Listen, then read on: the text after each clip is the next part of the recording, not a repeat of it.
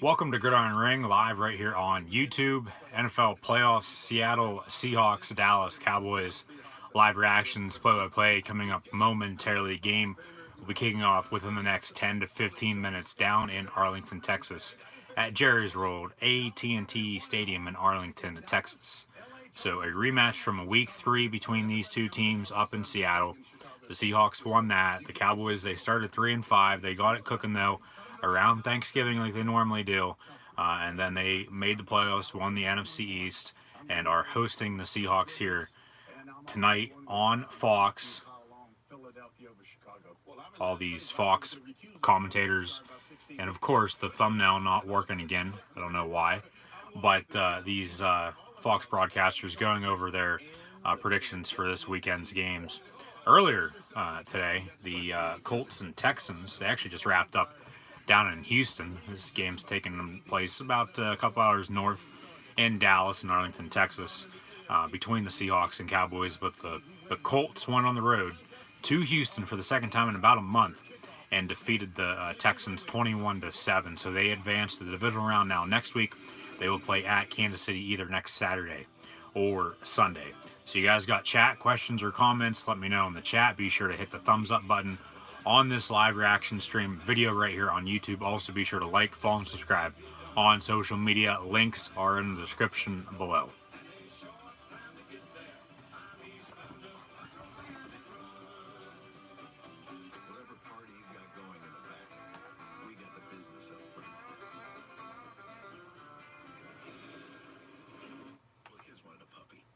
They can be really expensive. So to save money, I just found him a possum.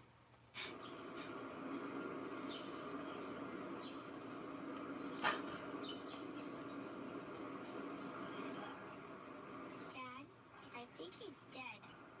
Probably just plain possum. There he is. There's an easier way to save. I haven't seen that commercial yet. That's funny. 50% or more on car insurance. That'll be $12.45. Sure. Drew Brees, what you just did with that Visa card is the most amazing thing I've ever seen you do. I don't want a Super Bowl. But you didn't do it so quickly. Yeah, it took you like 3 hours. But that's how long a game takes. True. That kind of speed could really help your career. But I have more passing yards. You do it again?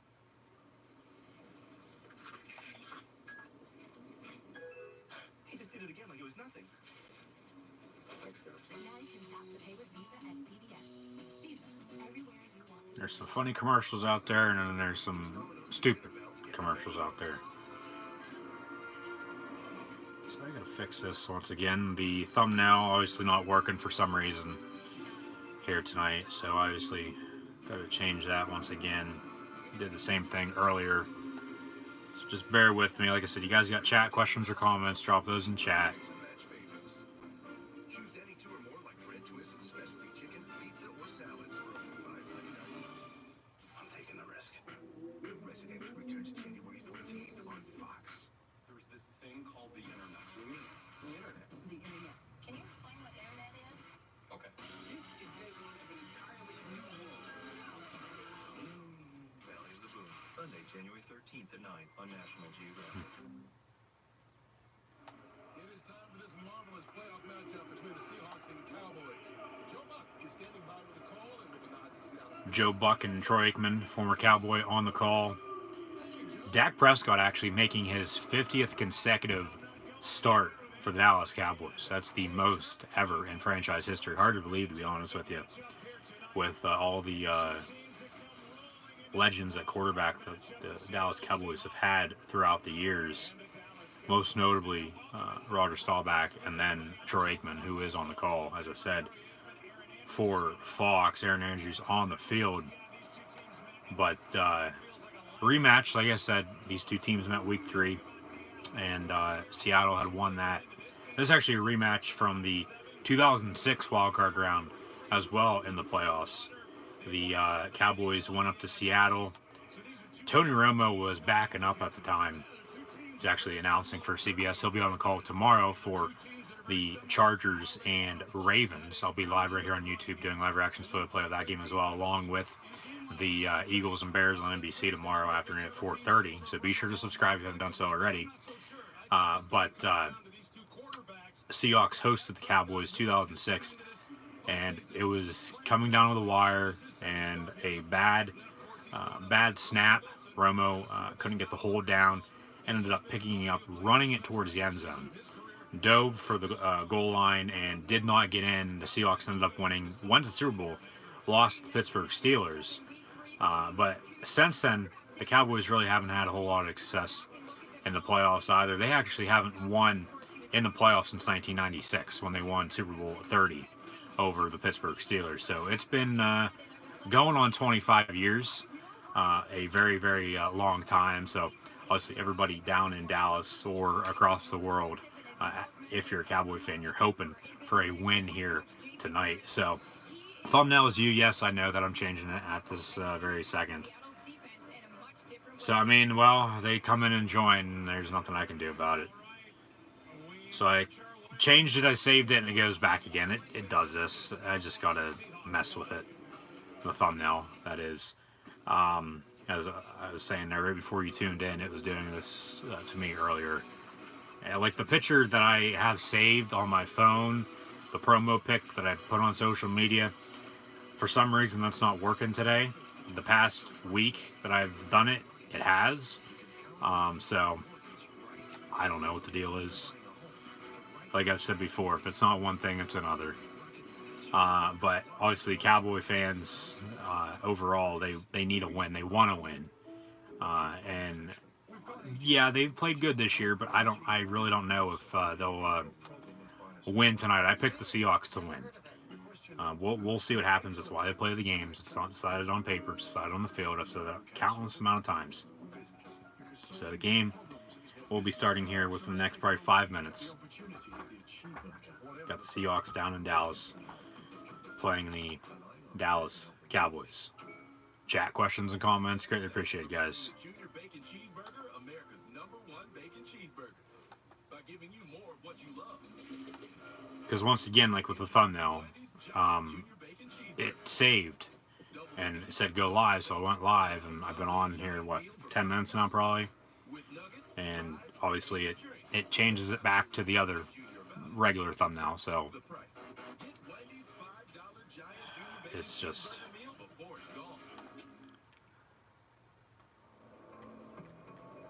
I honestly don't know what to say. We've been prepping for this all year. I do think the identity of teams show up. Playoffs is such a big deal. Big game though. We're locked in. We're focused. The first NFC wildcard game here this playoff season. Seahawks and Cowboys. Win or go home. You know, you make some bad plays like the Texans did earlier, you end up losing. And the Colts advanced. They'll play the Chiefs next week. Did the little piggy cry wee wee wee all the way home? Wee, wee, wee, wee, wee, wee.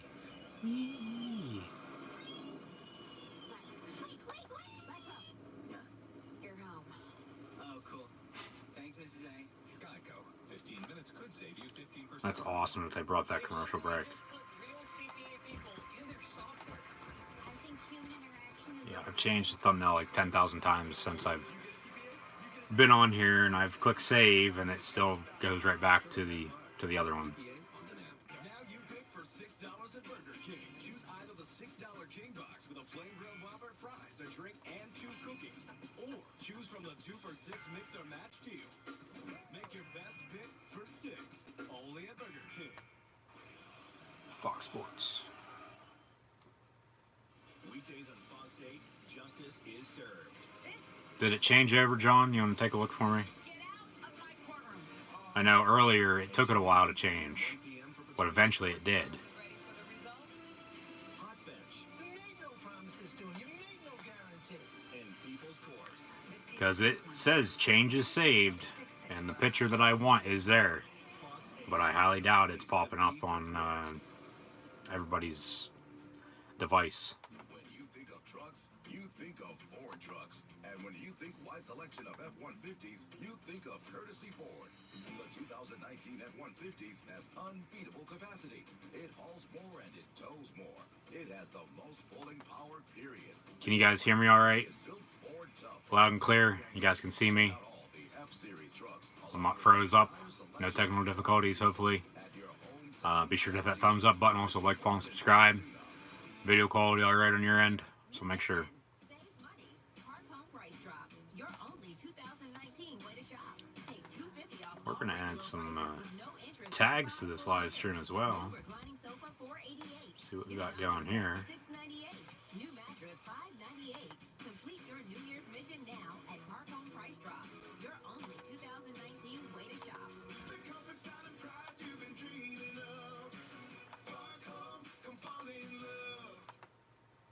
Hi, I'm Jess Blue. Join me tonight for Fox 8 News at 10.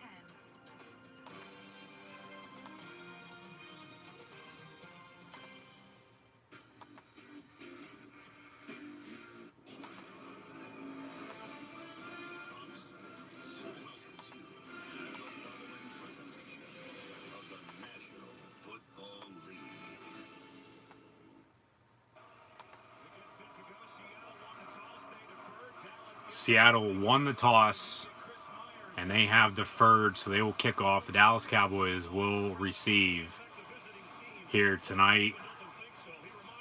Cowboy fans in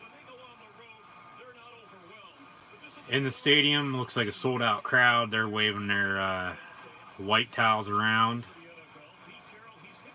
Looks like another whiteout in Texas here this evening. And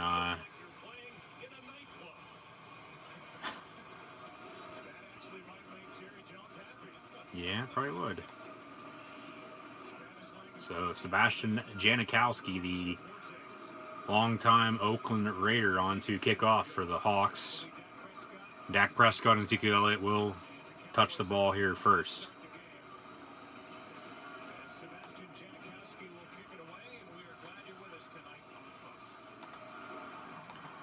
And we're up and away. Touchback. Almost hits the Dallas Cowboy cheerleader.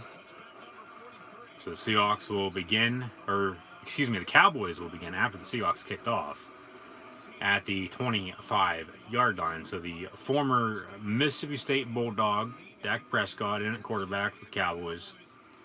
Took over Tony Romo a couple years ago after he went down with an injury.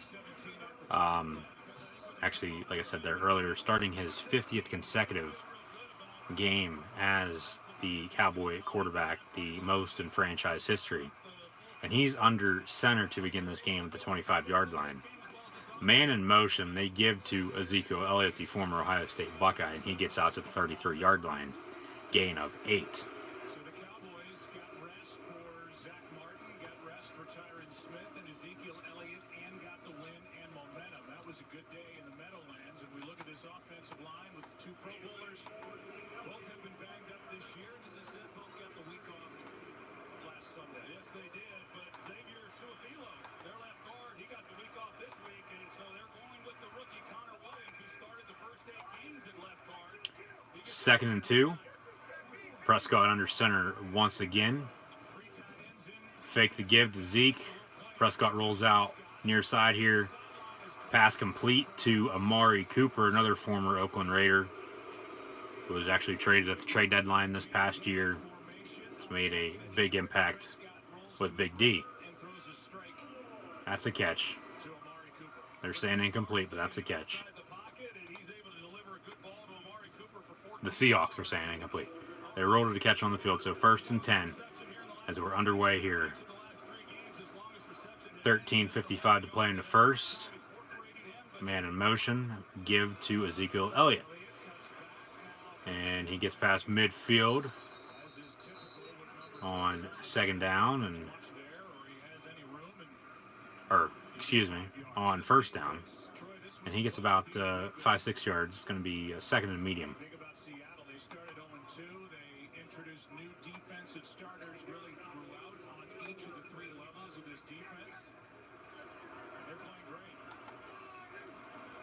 So 2nd and 5 from the 48. Empty backfield, 5 wide. 3 up top, 2 to the near side, down on the bottom here. 13:13 to play in the first. Prescott gets a snap. He's looking deep downfield over the middle. Pass to Cole Beasley at the 40-yard line, complete. He then fumbles the ball, but he was already down.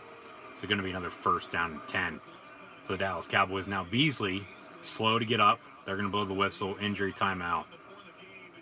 So Cole Beasley, the trailer park wide receiver for the Dallas Cowboys, is down injured.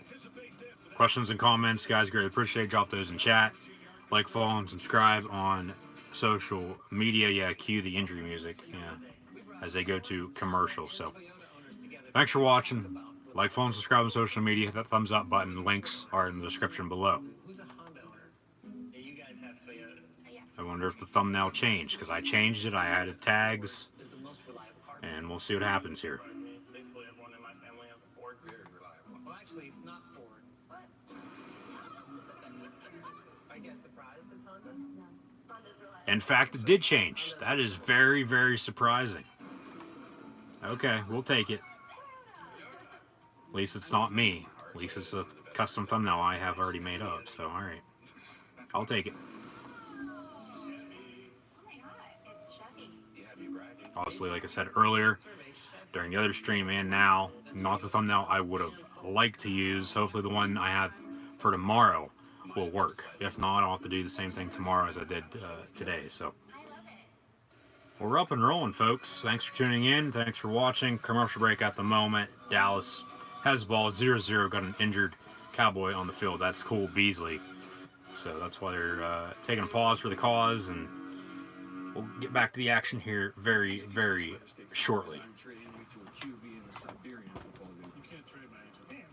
Make sure everything's good on your guys' end. As I said there earlier, you guys can hear me loud and clear. You guys can see me moving around watching this game. Video quality, all good. Knock on wood. Hopefully nothing happens. Haven't had any problems since last weekend. Might have been something last weekend, to be honest with you. I don't know. I updated my phone, like I said there earlier.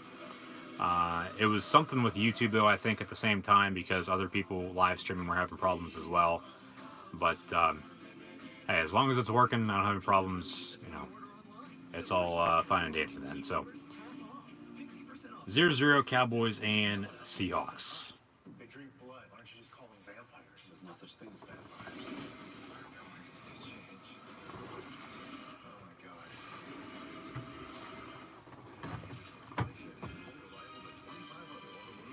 Stat-wise, Colts and Texans. The Colts won 21-7.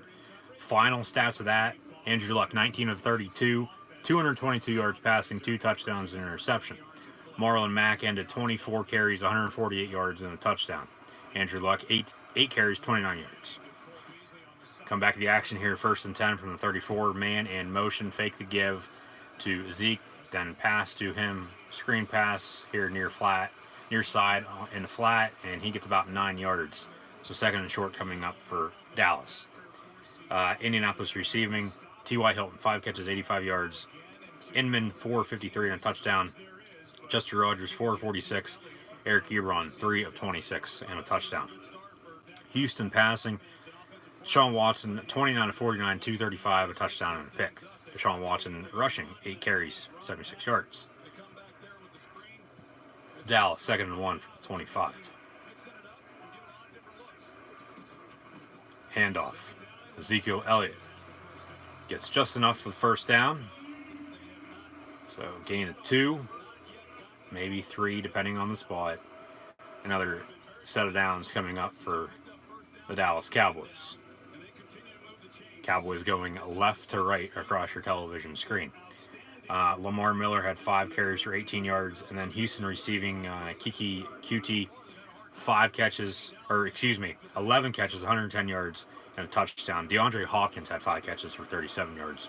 Lamar Miller, 8 of 63, and Alfred Blue, 2 of 11. So the Texans with the loss, they're eliminated. The Colts move on to play the Chiefs next week. Fake the toss play out left to Zeke.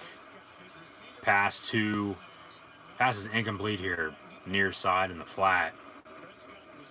That was intended for number 85, Noah Brown, former Ohio State Buckeye as well. So 2nd and 10 coming up. Of this game, I'll have stats coming up at halftime and at the end of the game. So stay tuned for those. 21-7 earlier, It's not really anything to go over score-wise of any other games. The Chargers play the Ravens tomorrow, along with the Eagles and Bears. So 11:18 to play in the first quarter. Second and 10 from the 23. Ezekiel Elliott gets the carry far side, and he gets stuffed to the line of scrimmage. So third and 10 coming up. Here's a good play by Shamar Stephen as he brings down Elliott for no gain. And so here is not just a third down, but a third and long, third and 10. Cole Beasley coming back onto the field after a little bit of an injury scare there a moment ago. So hopefully he's all right. I said earlier, you never want to see anybody go down with an injury. So Prescott on this drive is 3 of 4, 37 yards, and Ezekiel Elliott has 4 carries for 15 yards. Seattle has yet to touch the ball on offense due to them kicking off and Dallas receiving. So Dallas had the ball the entire 4.5 minutes of this ball game so far. Bubble screen up top to Amari Cooper. He gets about 2 yards on 3rd and 10, so 4th and 8 coming up from the 21-yard line. And Dallas will come on and attempt a field goal.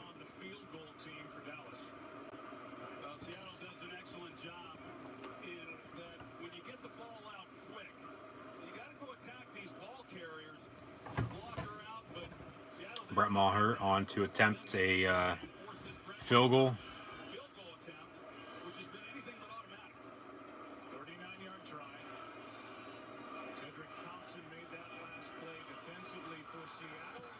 Snap, hold, and kick are all good, so the 39-yard field goal attempt by Brett Maher is successful. The Cowboys lead here early, 3-0 over the Seattle Seahawks. The Seahawks will get the ball with 9:50 to play in the first quarter. Questions and comments in chat, greatly appreciated. Drop those in chat, like, follow, and subscribe on social media. Links in the description.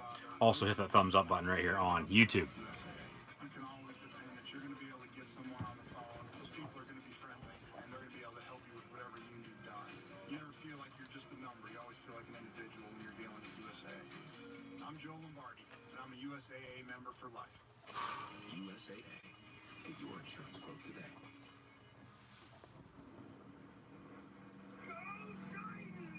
Yeah, I wonder where good old TOM is at. Obviously not like him to not tune in and join unless he does have something going on.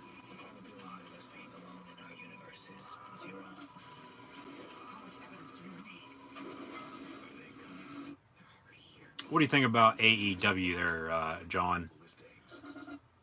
You like All Elite Wrestling? Use the network rated #1 in the nation by the experts or the one awarded by the people?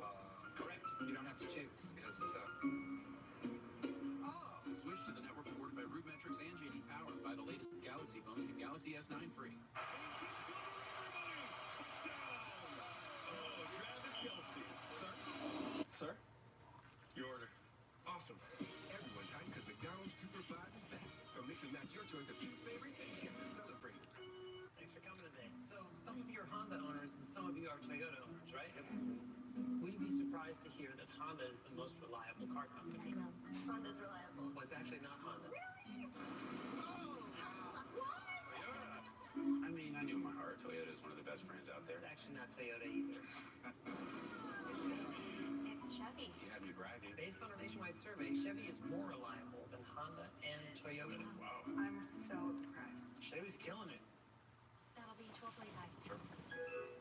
Drew Brees. with Just his me and you? Visa card is the most amazing thing I've ever Hey, seen. that's all right. Won a Super Bowl. Nothing wrong with that. So quickly. Yeah, it took you like 3 hours. That's how long. Nothing wrong with that. I'm sure there's other people tuned in across the nation and across the world watching on Fox.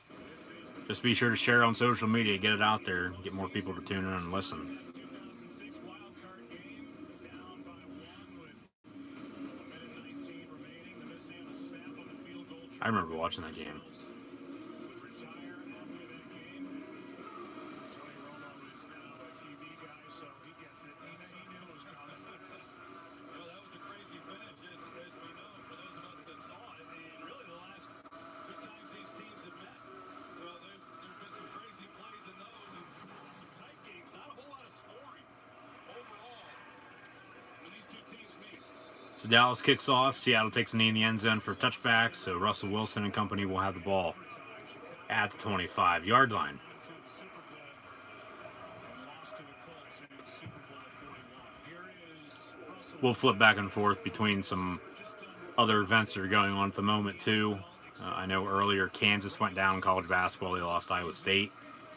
And then Duke is currently playing right now against Clemson. Kentucky lost earlier to Alabama, so maybe the top teams are getting upset today. That's not good for Duke if that's the case, but we'll see what Russell Wilson and the Seahawks are going to do here on 1st and 10 with Brian Schottenheimer as your offensive coordinator now under head coach Pete Carroll. So they're going to run it on 1st and 10. And Chris Carson gets the carry out to the 29-yard line. Gain of 4, 2nd and 6 coming up. It's the top running team in the league, really, any way you look at it. They get their guards back for this game, including J.R. Sweezy, who was more iffy than DJ Fluker. Backs and receivers, we'll see a lot of Chris Carson, who rushed for 102 when these two teams met in week 3. Out of the shotgun, Carson gets the carry once again. He's going to be getting about 3 yards on that carry. Maybe 4. It'll be 3rd and short. They're going to say 3rd and 2. They're going to give him 4 yards on that carry, surprisingly.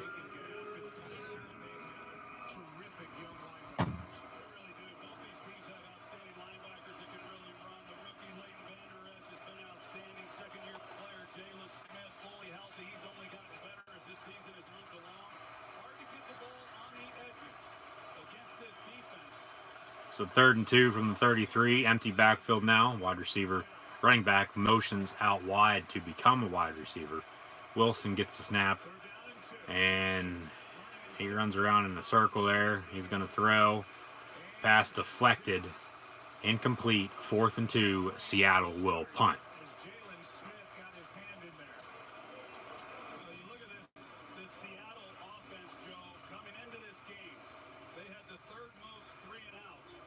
Of anybody in football, and the last time they played the Cowboys, week 3, they had 12 offensive possessions if you don't count the kneel down at the very end of the game. 6 of those were 3 and outs. So here they open up this ball game on their first offensive possession, another 3 and out. The all-pro rookie Michael Dixon to punt. Seattle gets the punt up and away, bounces at the 30. Fielded at the 23, and that's where the Cowboys will start their second drive here tonight. Up 3-0, 8:17 to play in the first quarter. John, did you actually know that, obviously Troy Aikman, former Oklahoma quarterback, UCLA quarterback, longtime Cowboy legend as well, when he retired, did you know within, I think it was like 2 or 3 years, that the Dolphins had tried to go after him to get him to come out of retirement to come back and play?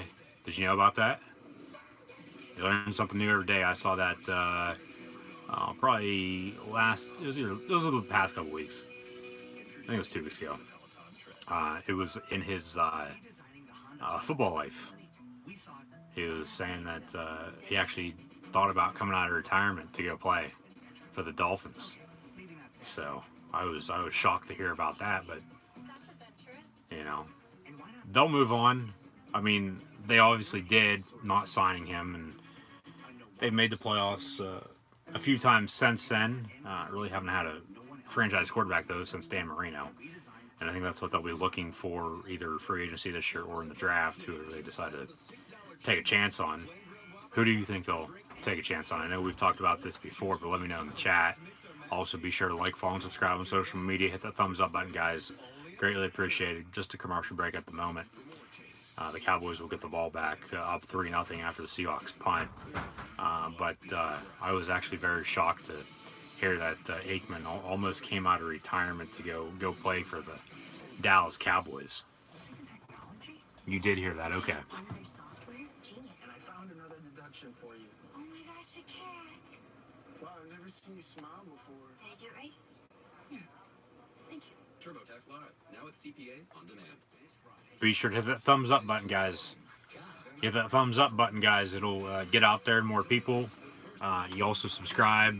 You'll be one of the first. If you also hit the little notify bell next to it, You'll be one of the first to get notifications when new content is published and the next time I go live, so you don't want to miss out on that. I'll be live again tomorrow for Chargers and Ravens and the Eagles and Bears as we come back from commercial break to AT&T Stadium down in Arlington, Texas. Actually was the host of the Cotton Bowl last Saturday. Clemson and Notre Dame, the Tigers defeated the Fighting Irish 30-3. Clemson plays Alabama on Monday night in the College Football Playoff National Championship game. I'll also be live Monday night for live reaction play of that as well. So 1st and 10, 8:17 to play in the first quarter. Ball's at the 23-yard line under center, but Dak Prescott goes back into shotgun. Zeke to the left of him, and he gets the carry. Running here near side, and he gets upfield then and into the Seahawk bench and almost knocks everybody over, but eludes all them and ran about 30 yards to get 3 after that was all said and done. So 2nd and medium coming up for Dallas.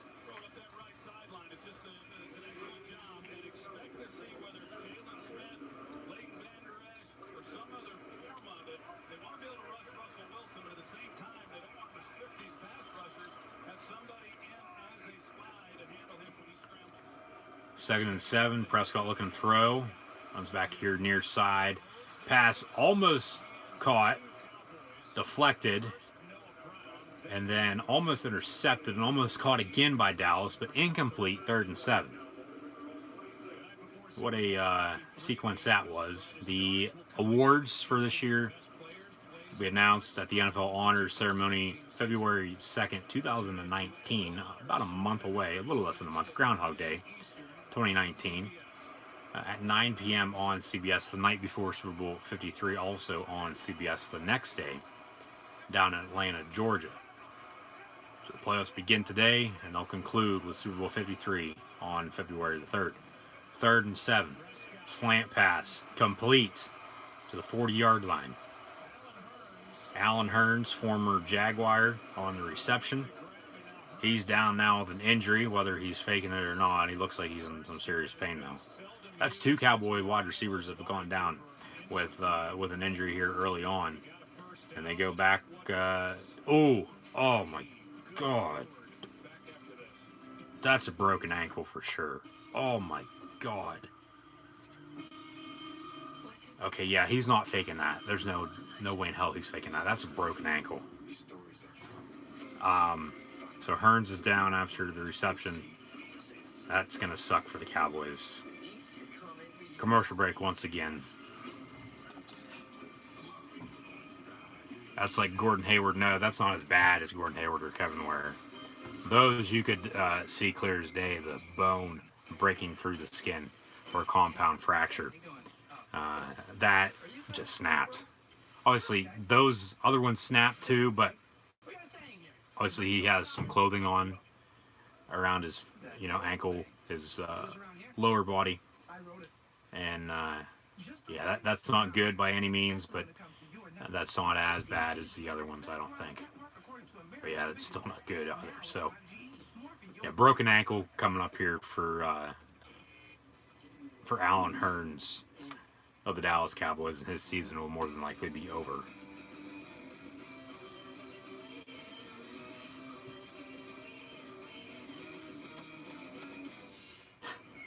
Well, I mean,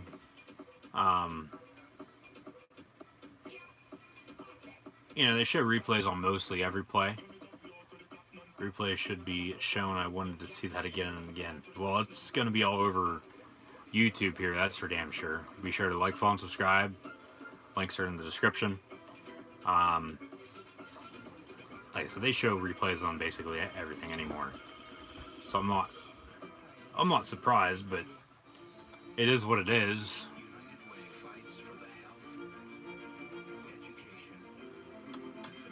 There's the big dog getting up and leaving.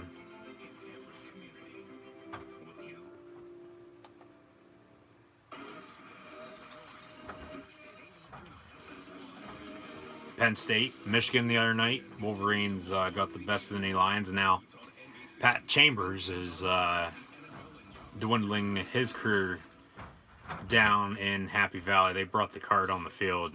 Jason Garrett holding Alan Hearns' hand. Yeah, that wasn't good. They're not going to show it again. They're not going to show it again. They showed it the one time. So if you missed it, you're unfortunate there for not seeing it. You missed out. But they're going to go back to another commercial because he's not up and off the field yet. So delay at the moment. Keep those chat questions and comments coming through to keep the combo going. But it looks like his career, Pat Chambers, is dwindling down at Penn State.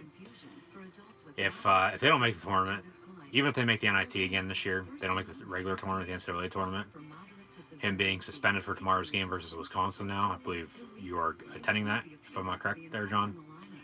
Tomorrow night? Or tomorrow afternoon. I think they'll fire him. I truly do. I think they'll bring somebody else in because it's been long enough. He's had enough time to bring people in and try to win, and they just haven't won. I know they won the NIT last year, but the last time they won the NIT, they went through another 5, 6, 7, 8 year gap there of not doing shit. So that's just Penn State basketball for you, though. You know, they're just not good at basketball. Penn State is a football, now a wrestling and volleyball school as well for sports. Obviously good for academic as well, but Penn State's just never been good at basketball. For men's. Women's, on the other hand, yeah, they've been good, but not the men's. Career ending. It's already on YouTube. Holy hell. You saw it many times. I did too. You probably rewound it, didn't you? Career ending, I don't know if I would say that's career ending. I mean, obviously going to be hard to come back from. Obviously, him being a receiver, he's got to be able to run. Once again, he's got to be able to plant that left foot that he broke, left ankle that he broke, whatever it is, and turn.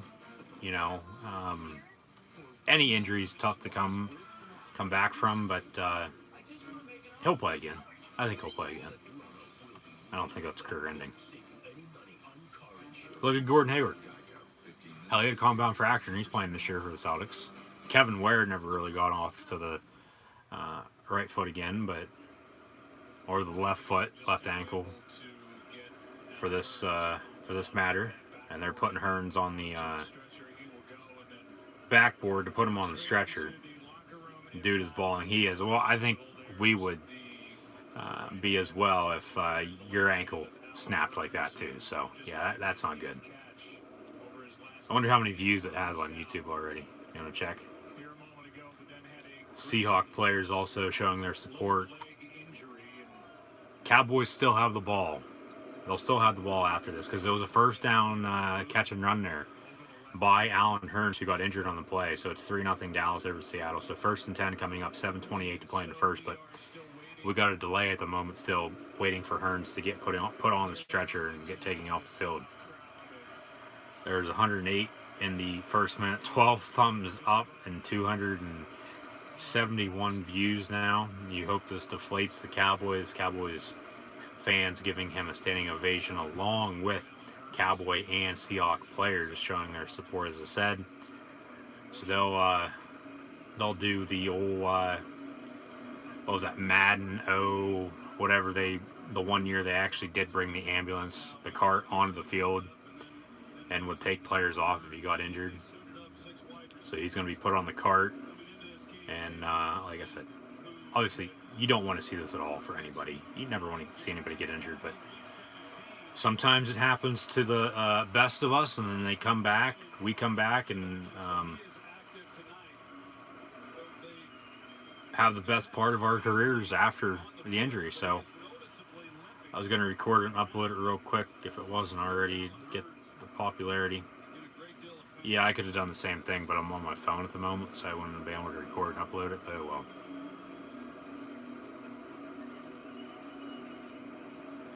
Dak Prescott talking there with his wide receiver, Alan Hearns. Like I said, the former Jaguar came over to Dallas this past offseason. They have him loaded up in the cart, and they're gonna drive him away. And he probably won't be seen for a very, very long time. Like, follow, and subscribe, guys. Links in the description. A couple of really good years in Jacksonville. Injuries have slowed him the past couple of seasons. There's Beasley, who's been back out there, but with a noticeable limp with that right ankle issue that was exacerbated on the tackle on the first possession. As you said, they get 10 on Austin. And he's giving a thumbs up. He's getting standing O from the crowd, as I said. So they'll take him in, get some x-rays done. Some people hoping this, what'd you exactly say there, John? Deflates the Cowboys. This might give Dallas some momentum, though, too. So we'll see what happens here on this drive and throughout the rest of the game. If they do win this game, obviously they'll play for him the rest of the postseason. Who knows? Maybe it'll end with a Super Bowl victory next month. 1st and 10, 40-yard line. Prescott under center, fake the give to Ezekiel Elliott. Dump off pass to Zeke. And he gets about 4 yards on the catch and run, so 2nd and 6. 7 minutes to play. 7 minutes to play in the first quarter.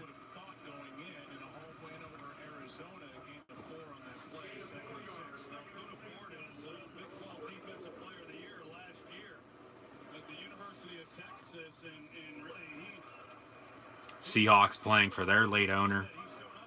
Paul Allen passed away due to cancer earlier this season. The Texans, who also lost their owner, Robert McNair, around Thanksgiving time, they actually lost earlier today, 21-7 to the Colts. So a run there by Zeke. 3rd and 2 coming up. Hard to believe it's playoff time already in the NFL. Hard to believe. Time just flies by anymore. Don't you agree? If you guys agree, hit that thumbs up button. Chat questions, comments, greatly appreciated as well. 3rd and 2, 6:02 to play in the first. 3-0 Dallas over Seattle. Dallas going left to right. Right around midfield there at the 48-yard line. Cole Beasley in motion. Dak Prescott in a shotgun. Zeke to his right. Play clock winding down. They get it off with 1 second remaining. Dak looking through. Near sideline here, and he overthrows his rookie wide receiver out of Colorado State, Michael Gallup. So 4th and 2, Dallas will punt.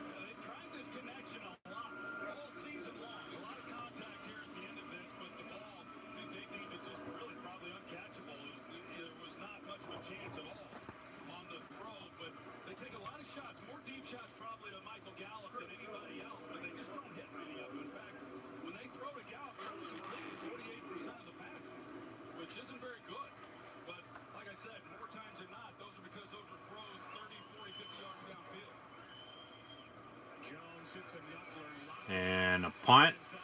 Tyler Lockett fields it at the 13-yard line, gets out to the 24. So that's where Seattle will begin their next drive, 1st and 10. No commercial break. Split screen for about 30 seconds probably, and then they'll come back. And like I said, I'll flip back and forth between some other stuff that's going on. I didn't earlier because the game was all right there and chat was going, and was having some fun there early on, and obviously a little dead at the moment. So if you guys would please like, follow, and subscribe on social media. If you haven't done so already, share this on social media as well. I cannot say that enough. Cannot get that across any more than what I already have been trying to. So 1st and 10, 5:32 to play, and ball's at the 23 is where they mark it. Lockett in motion. Seahawks going right to left. Fake the give. Screen pass to Chris Carson. He gets speared by Bill Goldberg. Or that's actually Woods, excuse me, for Dallas. And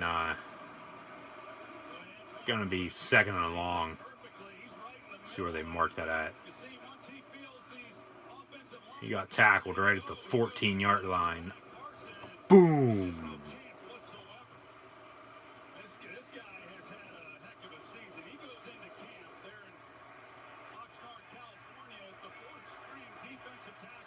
Ridiculous. 2nd and 18. Handoff. Chris Carson, he gets out to the 20-yard line, so still going to be 3rd and long for Seattle. Got to open it up. Run the ball, get the play action opened. There's some deep balls. And Carson goes out there for a second on 3rd and 13 coming up.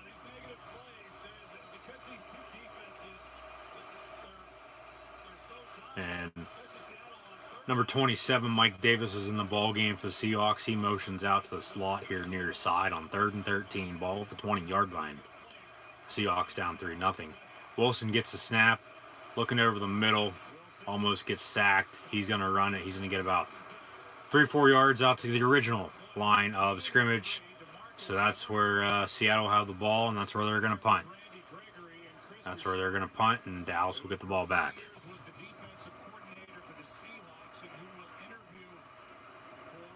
3-0 Cowboys over the Seahawks, 3:40 and counting to play in the first quarter.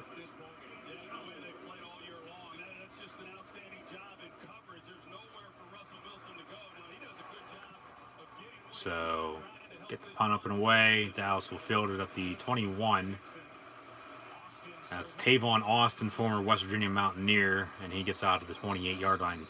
WVU actually just hired a new head coach the other day after Dana Holgerson is also going to the Lone Star State. He's taking over the Houston Cougar program.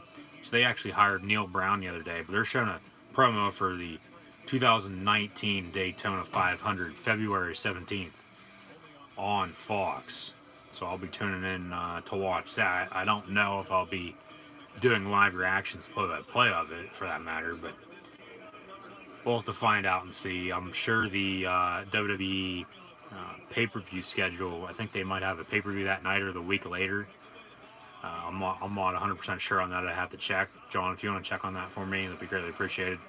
From the 29, Prescott passes incomplete. 2nd and 10 coming up.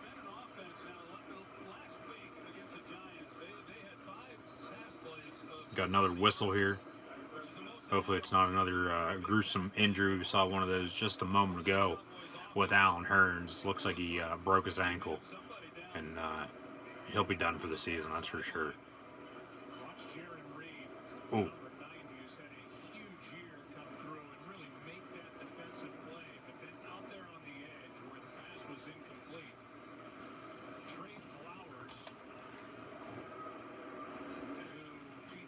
Ooh. Flowers is down. Trey Flowers is down on the Seattle Seahawks defense back is down on the Cowboy sideline. So they might take another pause for the cause unless he gets up here, and he does. He'll jog back off, jog across the field to the other sideline, and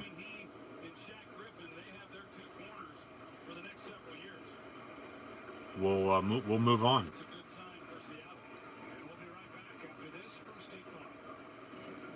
The video of Alan Hearns has 4.2 thousand views already. Holy hell, that's a lot. What is this person who is not your agent doing here? Aaron was an offender, but he just helped me with my claim. Not really. No, because this game, really nothing spectacular has happened yet. So I'll go over stats at halftime. You got it. Just a car that works. We can do that. Those are not regulation shoes. Go with the one that's here to help life go right. State Farm. Now they look at Trey Flowers on the sideline. Shannon Griffin was iffy during the week after injuring his ankle against Arizona in Week 17. Akeem King comes in. What, at the end of the stream, the end of the Colt-Texan game? I didn't forget. I actually put those in at the start of this stream, so if you would have tuned in on time, you would have heard those, so I'm not going to go over those again, but the Colts defeated the Texans earlier 21-7. But I didn't go over them at the end of that because the game wasn't over yet, but it technically was, but stat-wise it wasn't. So got a flag on the play, holding on the Cowboy offense. So stats of this game, the Seahawks-Cowboys, I'll go over at halftime, so stay tuned for those. Like, follow, and subscribe. Links in the description. Oh, I didn't forget at halftime of the other game, though, either. I said those at the beginning of the third quarter. because obviously I was talking a lot about the game and some other things as well. So I'll get to them, when I get to it. So just bear with me. But yeah, halftime is when I normally do stats and scores of other games. But the only other game that's taken place is the Colts and Texans, and the Colts won 21-7. So there's not really much to go over there. And then tomorrow, Chargers and Ravens and Eagles and Bears. Prescott rolls out on 2nd and 20. Pass complete to Amari Cooper. And it's going to be about 3rd and 12, it looks like. 3rd and 11.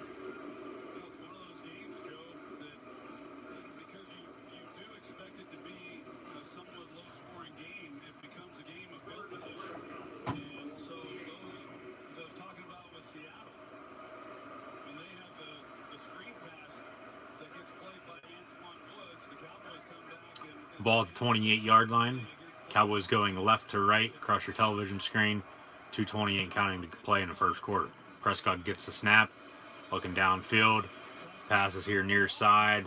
Incomplete, intended for Michael Gallup once again. So teams trading some punts here early in the first quarter.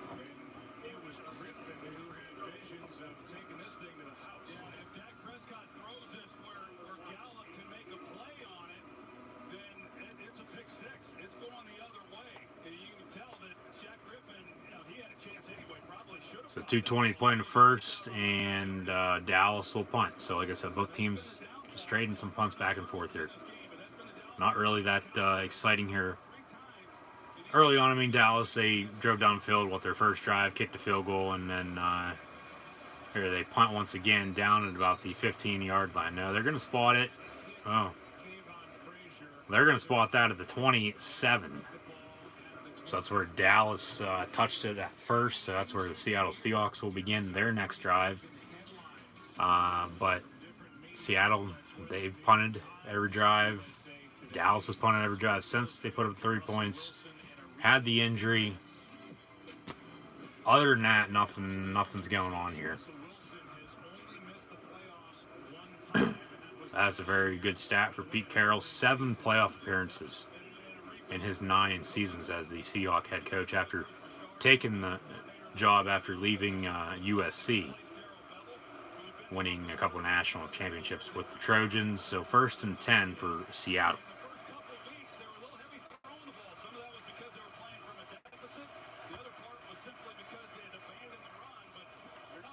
And a handoff to Chris Carson, 32. He gets out past the 30 to the 31.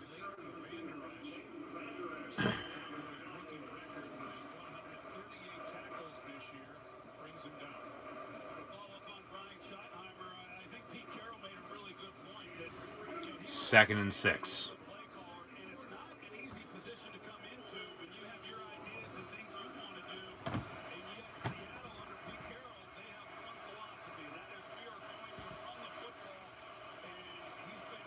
And Carson gets the carry once again.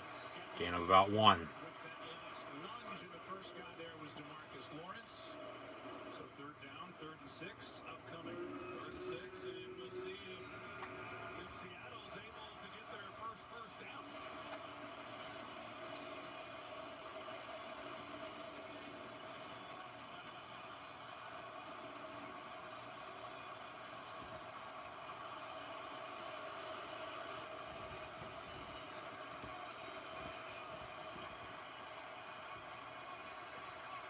Lockett motions. Play clock winding down. Wilson gets the snap. And he's going to get sacked back at the 22-yard line.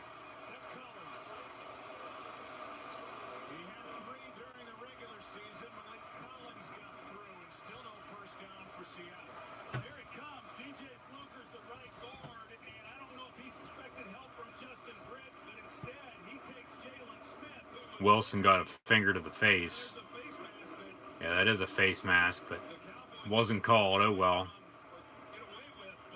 If I'm Seattle, I don't snap this ball until there's 1 or 2 seconds on the play clock. Get the game clock down in the first quarter. Okay, snap it now. Almost blocked. And the Cowboys will field it at the 21 once again. Block in the back. Good call. Tavon Austin on the return. It's going to be coming back if he returns this for a touchdown. That was clearly a block in the back. Tavon Austin is going to return this for a touchdown, but he got the hole opened up for him because of the block in the back. So there's no time remaining here in the first quarter. It's 0 seconds on the clock. 3-0 Dallas over Seattle. A flag on the play. It's going to be coming back. They're booing. You got to be kidding me. But yeah, that was a good call. I saw that from a mile away. I said that before the ref threw the flag, for God's sakes. That's a good call. That's a good block in the back call. Whether they like it or not, they'll see the replay. Got a holding, not a block in the back. What the hell? That was a block in the back, not a hold, but it's still a penalty on Dallas. Negates the punt return for a touchdown, so still 3-0 Dallas on top of Seattle here at the end of the first quarter. In the second NFL playoff wildcard game this afternoon, earlier the Colts defeated the Texans, also down in the Lone Star State, down in Houston, 21-7.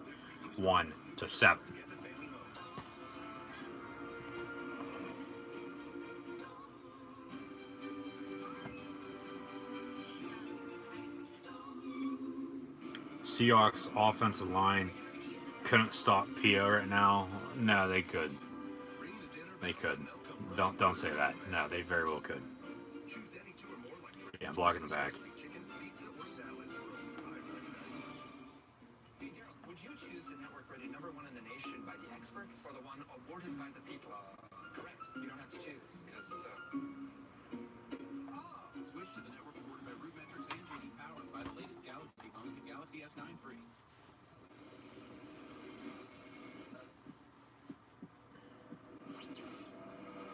Oh, I know what I was going to do. I was going to turn the college basketball games that are going on right now. Turn those on, see what's going on there. Flipping through the channels here real quick. See what's on. 2.5 Men's been on all day. What else is on? Live PD. Let's turn some live PD on. We were watching that there last week. Actually just started, so we catch the beginning.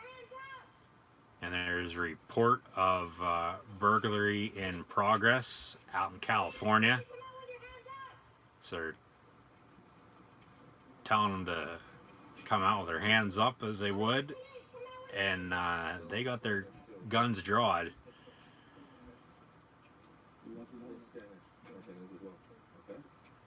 See what happens here. We might have a gunfight out in California at the beginning of live PD here tonight. There was someone in the car. What the hell? Now they're speaking in Spanish. I don't know lick of that, so I don't know what the hell they're saying. Obviously saying the same thing, same damn thing they were saying in English. Come out with your hands up. The one cop has a taser.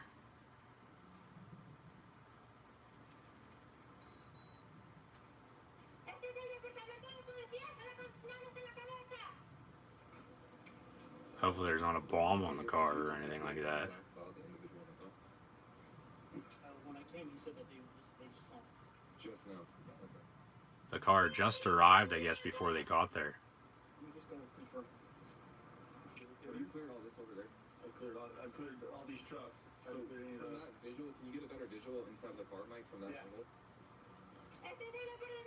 They're trying to get a better camera angle on the car. See if anybody is inside the car. I'm going to confirm with the Now they're talking to the television crew to let us know what the hell's going on. They've asked in both English and Spanish if anybody's in the car. No one's coming out though.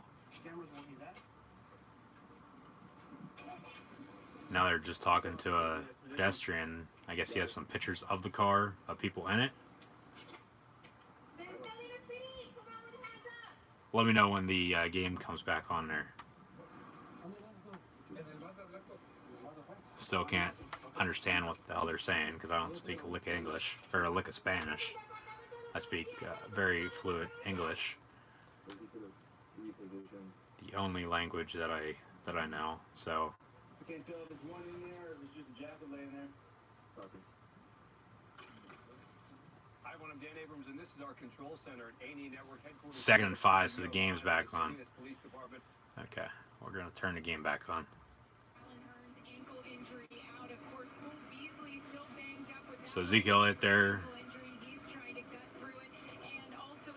on the carry, I believe. 2nd and 6 from the 30.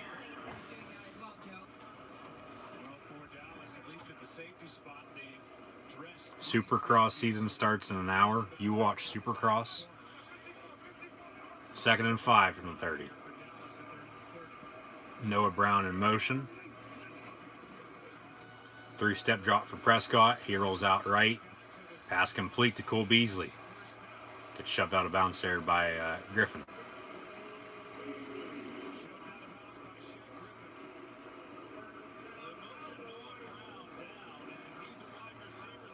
You say I'm from the Ozarks. Penn Amish. No, I'm not from the Ozarks or Pennsylvania Amish. No.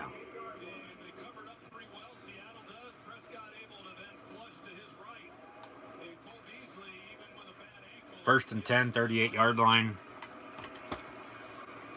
Brown in motion once again. Prescott under center. Another man in motion. It's Tavon Austin. He gets the jet sweep, and he's going to lose 3 yards.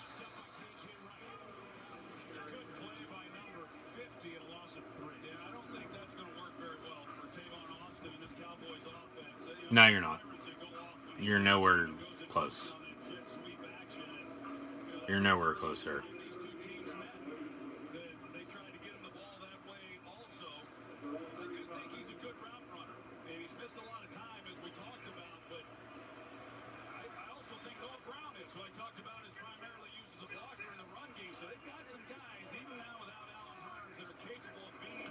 Second and 13, 35-yard line. Ezekiel Elliott, 1-yard run.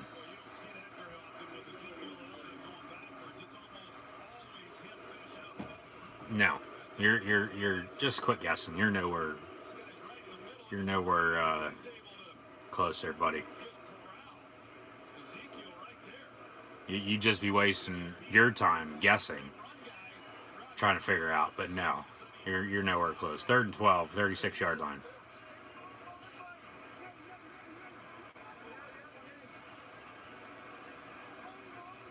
If you say so, John. If you say so.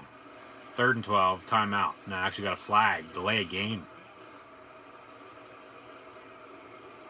False start. Excuse me. False start.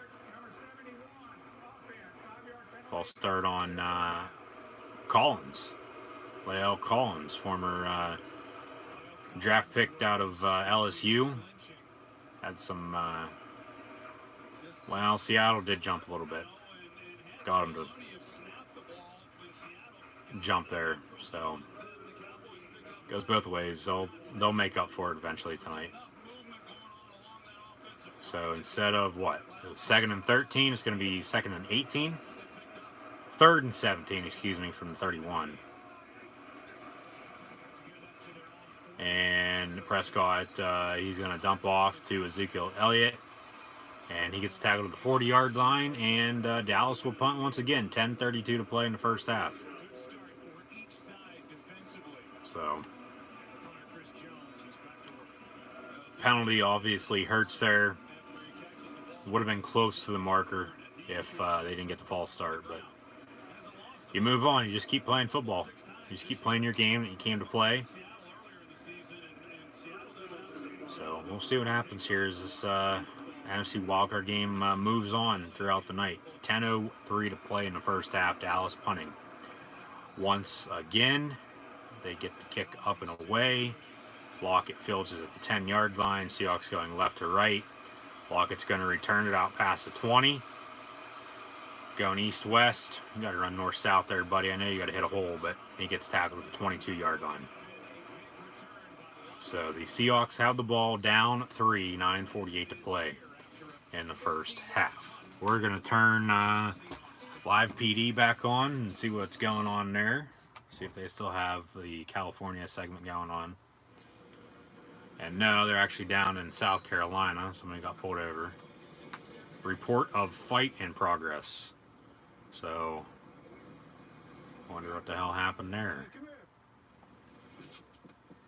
He's about to take off run. Hey, come here. And we got a chase. Cop falls. Jesus Christ. 634 turns you up foot 600 bro. Cop tripped and fell. He's in somebody's backyard now. Roll it over. I got a bottle of it. Roll over, dude. That's it, man. Roll over. Guy has a bottle of liquor, but he was running from the cops. So they're going to arrest him for that. All the cop said was, come over here, he wants to talk to him. This guy started running. Now he's trying to get up. And they got the other cop there now with him. And they got the cameraman right there as well. Says he doesn't have anything, but he has a bottle of liquor on him. He had something else. Has to. He ran. He ran for something. He says he's sorry, but yeah, don't say he's sorry to him.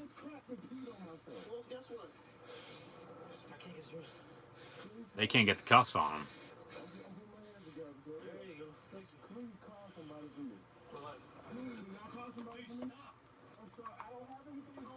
What's happening, guys? Thanks for tuning in and watching. Commercial break at the moment, so we have live PD on. Actually just arrested somebody. We're going to tune in and turn on Duke and Clemson here in a second too. So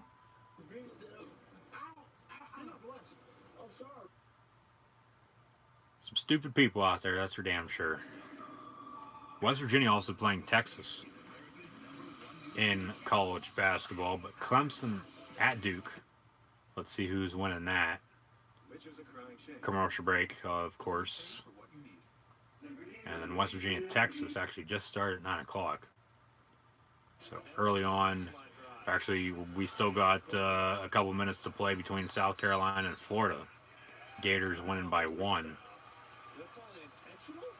So they'll turn the West Virginia, Texas game on here in a bit. Clemson and Duke still at a commercial break, so we'll turn NFL back on. So I assume that game has come back on. And pass complete down the far sideline. Ed Dixon on 1st and 10. Russell Wilson finds his tight end, number 84, Ed Dixon. Big gain there on 1st and 10. Maybe that's the momentum that the Seahawks need to get into this ball game. A little bit of a post route to the outside towards midfield now for the Seahawks at the 48. Wilson under center. Chris Carson in the backfield. Ed Dixon in motion. Wilson looking to throw. Play action. He's got a man. That's Tyler Lockett inside the 20 at the 18. He gets pushed out of bounds at the 11. Another 1st down and 10 coming up for Seattle.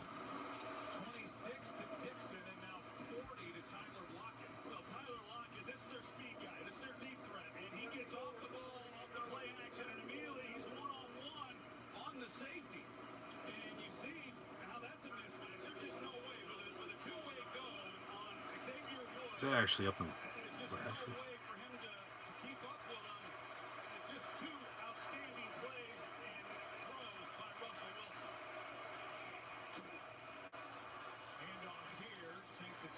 And Carson gets the carry. About 4-yard gain on that run.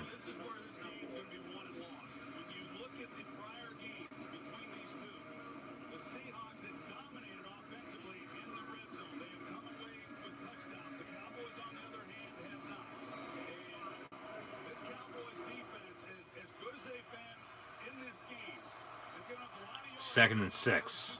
8:06 to play in the first half.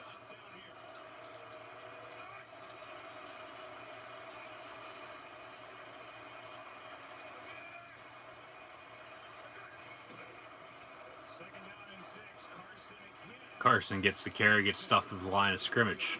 Gonna be 3rd and 6.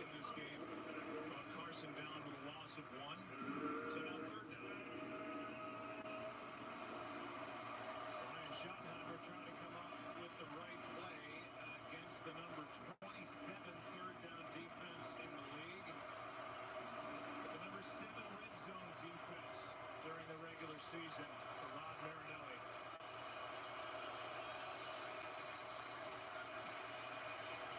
from the 9-yard line. 3rd and 6 for the Seattle offense.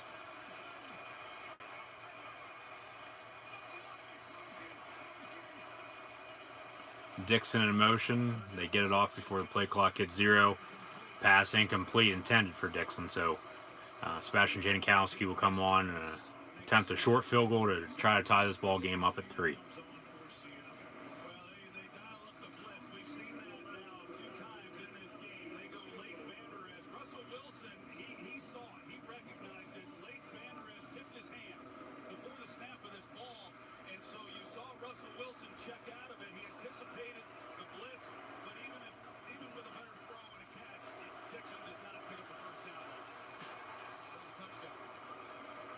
A 27-yard field goal attempt is up and good. We got ourselves a tie ball game. 3-3.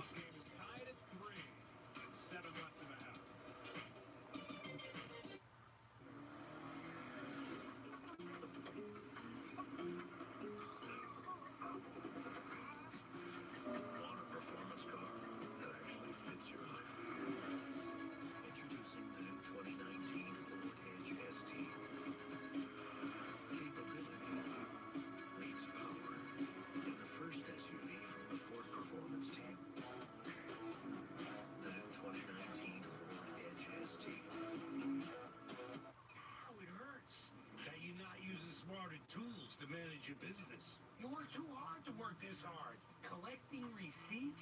Is it the 80s? Does anybody have a mixtape I can borrow? You should be chasing pets, not chasing payments. QuickBooks gives you a sweet set of business tools that'll do all the hard work for you. You may groom corgis, but you don't have to work like a dog. You earned it. We're here to make sure you get it. It's time to get yours. QuickBooks, backing you. Duke is up 40-33 at halftime. That's why that was out of commercial break. Okay. That's my job. What? What? What? What? What? What? It happens. And you got cut rate car insurance? Paying for this could feel like getting robbed twice. So get on stick. And be better protected from mayhem. Like me.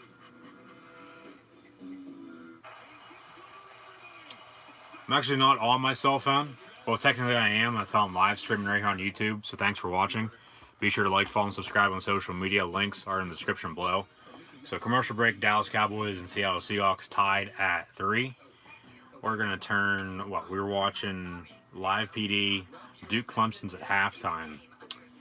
West Virginia, Texas was the other game. That's what it was. But that had yet to begin. Well, it started, but it wasn't on the respective channel yet because of South Carolina and Florida. 69-68 Gamecocks over the Gators. 17.6 seconds to play. And Florida calls their final timeout. So they're underway in Austin. There's a lot of events, sporting events, taking place in the Lone Star State today. Texas at home versus West Virginia. Houston, new head coach and Dana Holgerson. The 2 NFL playoff games with the Texans and the Colts. Cowboys and Seahawks going on at the moment. And then also earlier today, the North Dakota State Bison defeated the Eastern Washington Eagles in the FCS National Championship game.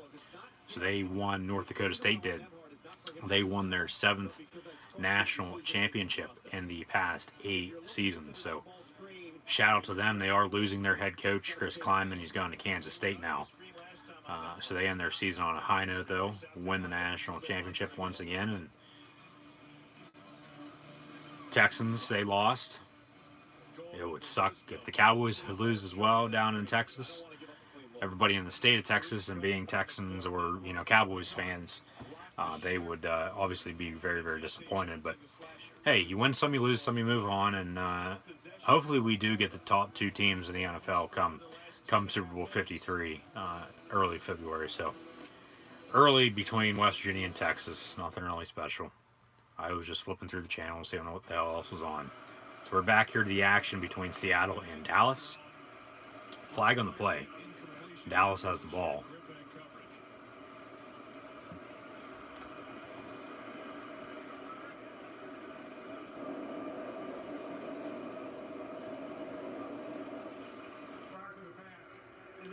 Legal contact.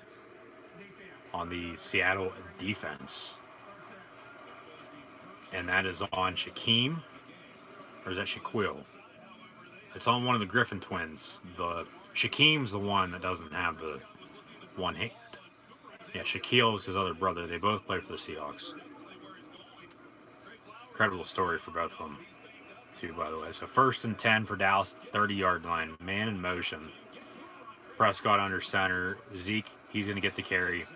And he gets a yard and a half. Going to bring up 2nd and long.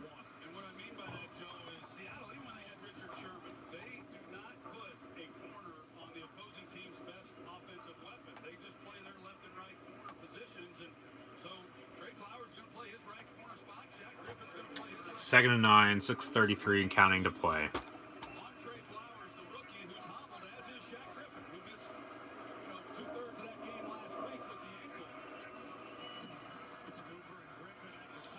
And pass complete to Amari Cooper. He's going to get the first down. Some yak yards for him. Yards after catch, if you do not know what yak stands for. And hear the Coop chants from the Dallas crowd. So move the chains. Another set of downs coming up for the Dallas Cowboys, America's team.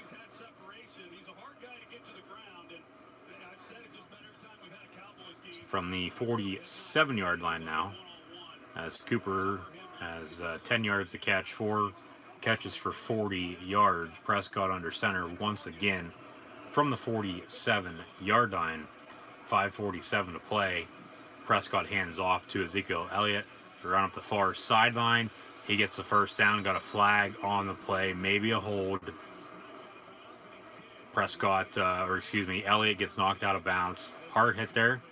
No flag. I thought I saw a flag fly.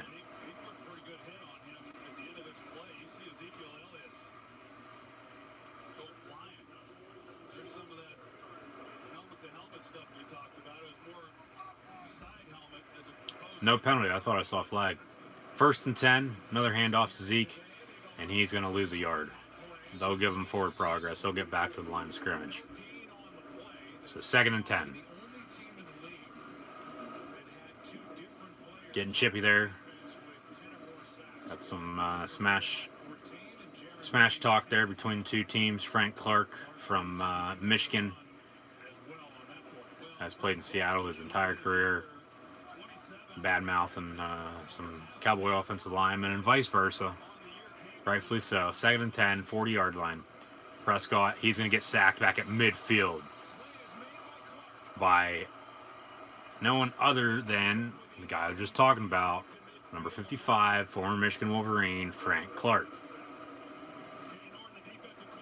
See Ken Norton Jr. there, defense coordinator for the Seattle Seahawks on the sideline there, former DC in Oakland with the Raiders, longtime Raider back in his heyday. Raiders actually going to be moving to Vegas in 2020. They very well could be moving to Vegas a year early. They could be moving to London, maybe San Francisco, maybe San Diego.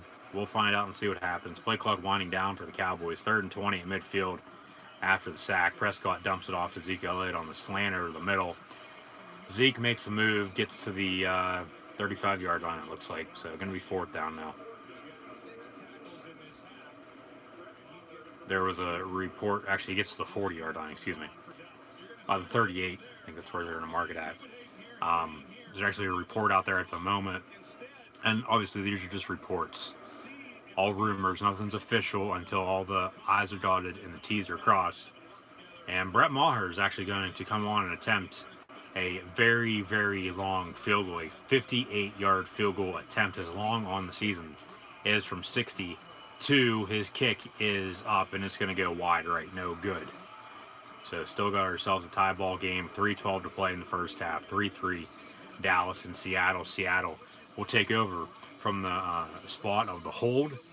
So they'll have some good field position here with 3 timeouts remaining. Both teams still have 3 timeouts. And there's 3:12 to play in the first half. Like I said, rumors are rumors until everything's official. But there's reports and rumors out there right now that the Raiders will be moving to the Bay Area. Well, staying in the Bay Area, because Oakland, the Bay Area. They'll be going to San Francisco to either play at AT&T Stadium, AT&T Park, where the San Francisco Giants play at for baseball, or they'll be sharing Levi Stadium with the San Francisco 49ers for one season before making the move to Vegas, and very well could be 2 seasons unless stadium isn't built on time. So we'll see what happens, but it'll be very, very interesting to see what happens there with the silver and black, the black and gold of Pittsburgh with the Antonio Brown saga that's going on at the moment. All these teams, franchises needing to hire head coaches as well. Who the Packers going to hire? Cardinals, Bucks, Bengals, so on and so forth. The Browns as well. I believe I'm going to have a video out about that. I don't know yet. We'll find out and see eventually. Just be sure to subscribe right here on YouTube. Like, follow, and subscribe on social media. Links are in the description below. So chat, questions, and comments. Greatly appreciated. Got ourselves a commercial break here. Once again, with 3:12 to play in the first half. Tie ball game 3-3 between Seattle and Dallas after the missed 58-yard field goal from Brett Maher. So we're going to turn, see what recall does there. I think that goes back to West Virginia, Texas. South Carolina hangs on and defeats Florida 71-69. So they'll go to Austin now from Gainesville, and we'll see West Virginia and Texas in the Big 12 for college basketball. And then I'll turn Clemson Duke on as well, live PD, Seahawks, Cowboys. A lot of stuff going on here tonight. Saturday night, January the 5th, 2019. Hard to believe. And playoffs beginning, like I said, in the NFL, moving towards Super Bowl 53. So 6-5 West Virginia over Texas. And Texas bucket there for the Longhorns, 7-6. But this game, really not paying that close attention to. My full attention is on this NFL wildcard game on the NFC side here tonight. Ball is at the 48-yard line for the Seattle Seahawks. Got ourselves a tie ball game, 3-3. Handoff, fake the give. Wilson rolls out to his left, up top far side. Pass, they're going to say incomplete, intended for Doug Baldwin. That did look like a catch for a second, but they're going to say incomplete, 2nd and 10.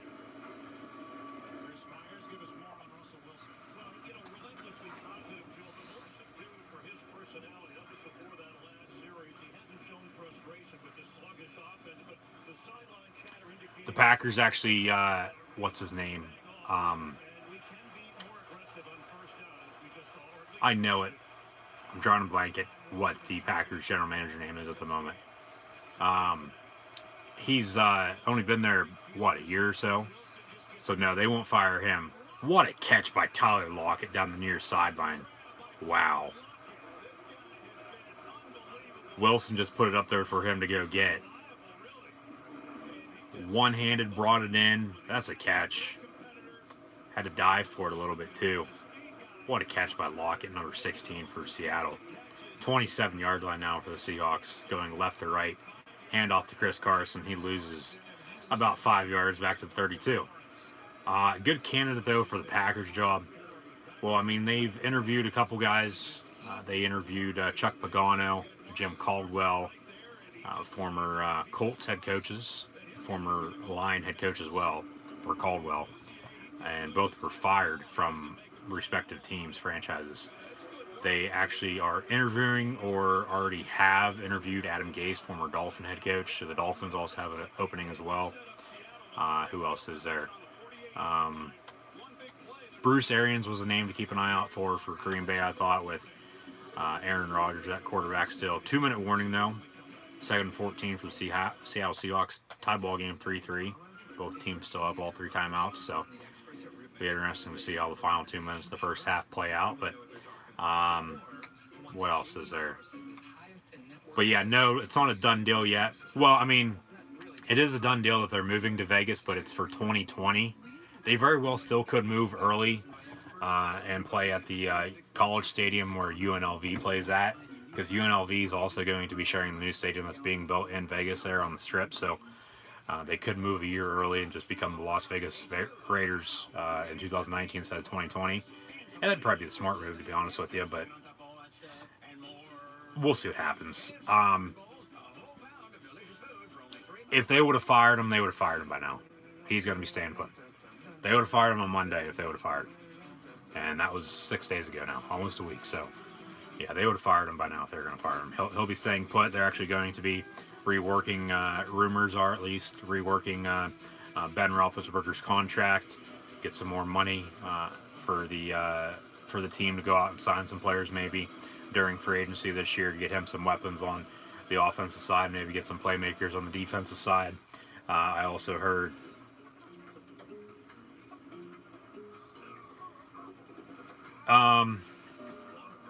one thing at a time. Let me get back to that.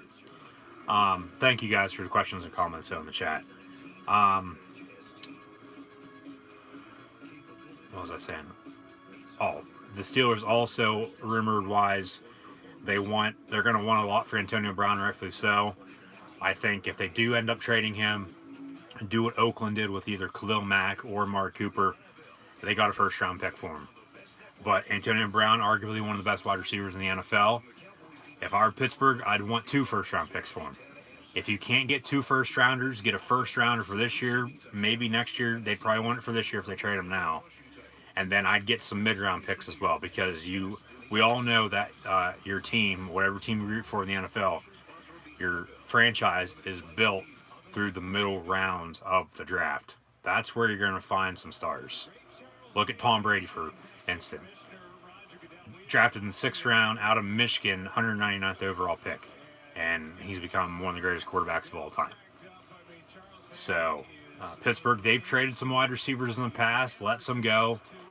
If he's not going to want to cooperate with the Pittsburgh Steelers, be a part of the organization, do it the Steeler way, I would highly understand why you're getting rid of him. They traded Santonio Holmes even after he won then Super Bowl 43. They traded him to the Jets for a 5th and 6th round pick, I believe. So, and then after that, we saw a lot of teams trading a lot of playmakers for late round picks. Because when you use those picks to draft people, money-wise, it ain't going to hurt your team. And then in the meantime, you can also go out and sign some more playmakers during free agency.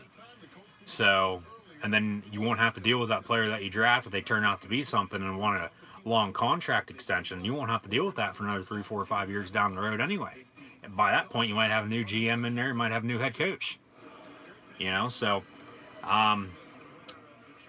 the Packers, they're going to make a good hire. I honestly don't know who it's going to be, though. I don't. I mean, I get why you fired McCarthy, because you're having another shitty season, but McCarthy's still a damn good coach, and his name's going to come out for maybe Miami, maybe Cincinnati, maybe the Jets, maybe the Cardinals. Who the hell knows? Maybe the Browns. A lot of people were saying if Pittsburgh fired Tomlin, his name would come up for the Pittsburgh job because he's from Pittsburgh. And Tomlin, at the same time, he would have got hired the very next day by some other team anyway. So it's a chance you take. You know, they both came into the league around the same time. Tomlin and McCarthy did, a year apart from each other. McCarthy was actually hired a year before Bill Cowher's last year. So hopefully that answers some of those comments and questions that came in. You take Tomlin in Green Bay. No, I wouldn't. If I were Green Bay Packers, I wouldn't take Mike Tomlin. If I were Mike Tomlin, I would go to... I'd go to Arizona. But obviously he's staying put in Pittsburgh, so... Wilson airs it out, and pass incomplete on 3rd and 7. And Doug Baldwin was the intended receiver once again.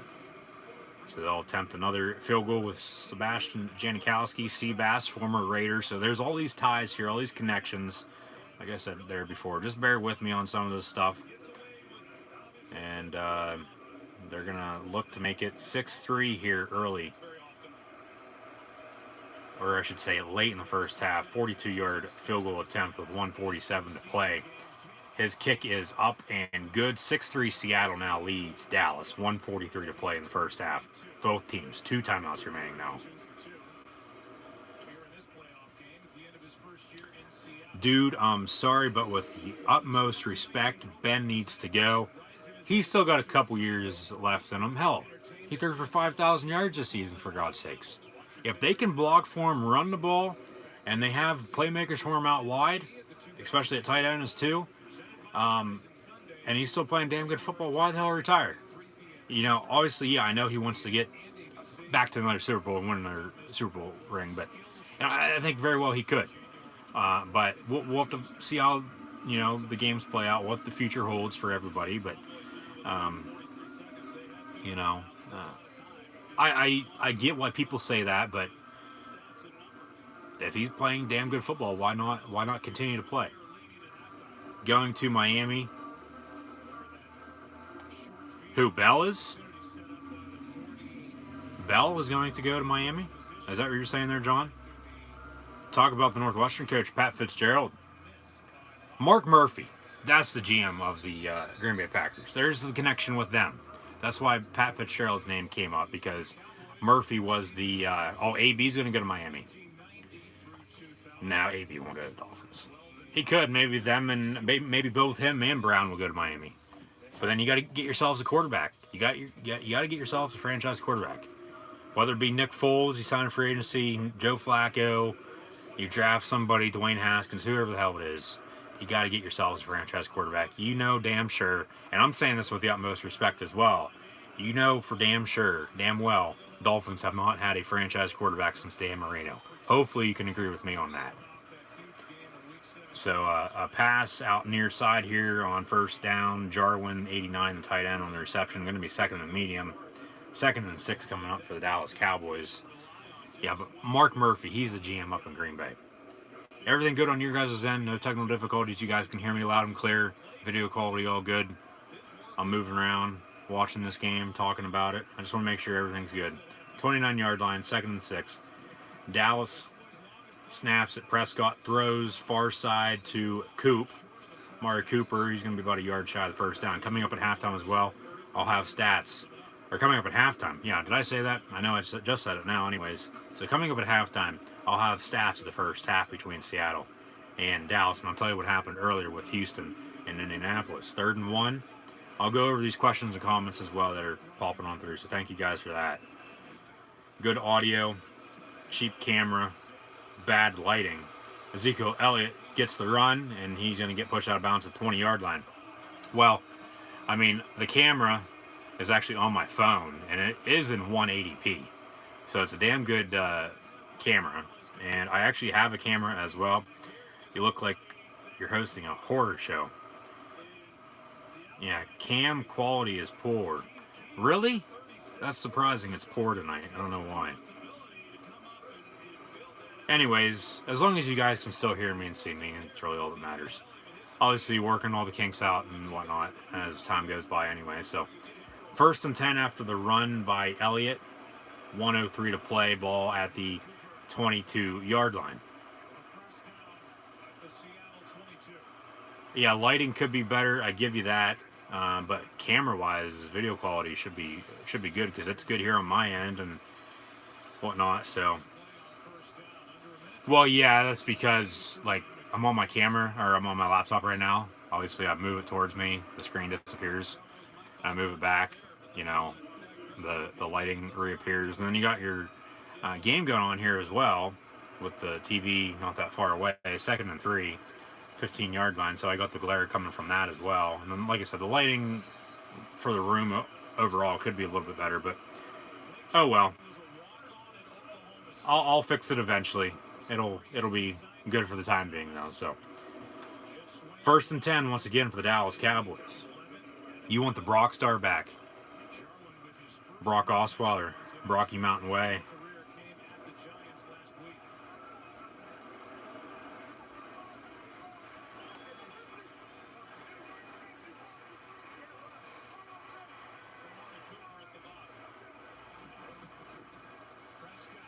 Prescott airs it out, incomplete, intended for Michael Gallup once again. Okay, I talked about, Mark Murphy, the connection with him and Pat Fitzgerald, they were both at Northwestern at the same time. Murphy was the assistant athletic director, now he's the general manager up in Green Bay with the Packers. So that's why his name came up, Pat Fitzgerald, for the Packer job, but he said he's staying put. Hell, that's his alma mater. He played college football there. He's been the head coach since 2006. They won the Holiday Bowl this past week, so he'll be staying put. He ain't going anywhere, just as I thought. Okay, Bell landing. He's either going to go to the Colts, the Jets, the Dolphins, pass complete, touchdown Dallas. Michael Gallup, first reception for him here tonight. 9-6 pending the extra point. Brett Maher, 24 seconds to play. Seahawks still have 2 timeouts remaining though. So nice throw there by Prescott.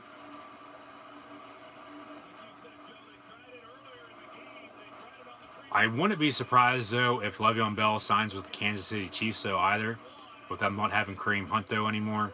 I think they might make a run at him. Le'Veon Bell, that is, the Kansas City Chiefs. So it's either whoever's gonna pay him the most money probably is where he'll end up going. Maher's extra point is up and good. 10-6 Dallas leads Seattle. 24 seconds to play in the first half. Yeah, nice throw there by Dakota Prescott. Yeah. What else do we got here? He could go to Seattle too, if Seattle wants to get away with the committee. A lot of teams are going by committee anymore. I'm trying to think who else. San Francisco, maybe. I really don't think Jerick McKinnon's the number 1 back. I've said that time and time again. We saw, though, last year with Kirk Cousins. He didn't sign with the team that offered him the most money. Yeah, it was a 3-year, $84 million guaranteed, fully guaranteed contract with the Vikings. But the Jets offered him more money. And he turned them down, rightfully so. But then the Vikings missed out on the playoffs this year after going to the NFC title game last year. So, obviously, he's got 2 more years remaining on that deal. We'll see what happens there. But I'm trying to think of other teams that need a running back to answer your question. For sure, 2 AFC East teams are going to make a run at him now. The Jets and the Dolphins for sure. Tyler Lockett's going to return this. He's got a hole off the far sideline. Brett Maher ends up bringing them down just past midfield. So 16 seconds to play. Good field position. They got a couple plays. They got 2 timeouts before they can get in Janikowski field goal range. Good return there by Tyler Lockett. Good blocking. Very good blocking by Seattle on that return. And then the kicker of all people, number 2, Brett Maher, who beat out Dan Bailey, who's up in Minnesota now. Ended up bringing them down by his shoelaces. So 1st and 10 for Seattle at the 49-yard line, just past midfield. 1st and 10, 16 seconds to play. Both teams still have 2 timeouts. It's 10-6 Dallas over Seattle. Wilson in shotgun. He rolls out near side here. Pass complete to Ed Dixon's tight end. He gets out of bounds at the 45. 11 seconds to play. So John thinks Antonio Brown and potentially Le'Veon Bell going to Miami.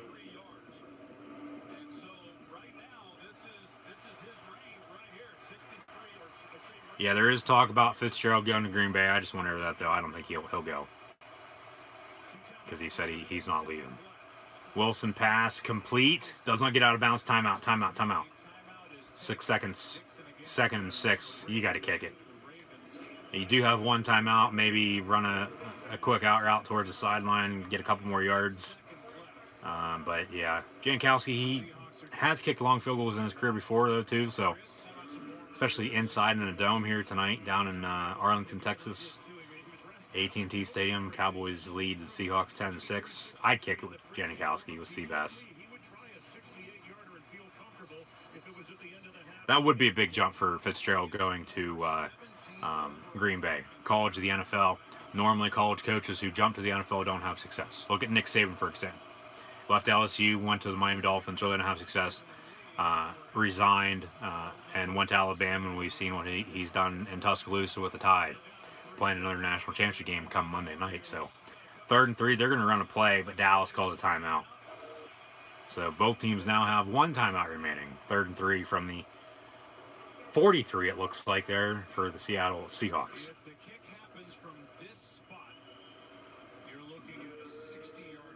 It'll be a 60-yard field goal from this spot on the field. How long can Rodgers go, you think? What, he's been playing since 05? But he didn't really start playing until, what, 08, 09? Because of Favre? He's got at least another 5-8 years in him. Aaron Rodgers, yeah. I think he does at least. I mean, everybody has their own opinions. I'd say 5 to 8 years. Probably another Super Bowl. 3rd and 3, 6 seconds. They run it. And that is Mike Davis. He gets past the first down marker. First down, 3 seconds. Seattle calls their final timeout. Gives Sebastian Janikowski some more yards there. Make it a shorter field goal. Still about a 54, 55-yard field goal, it looks like.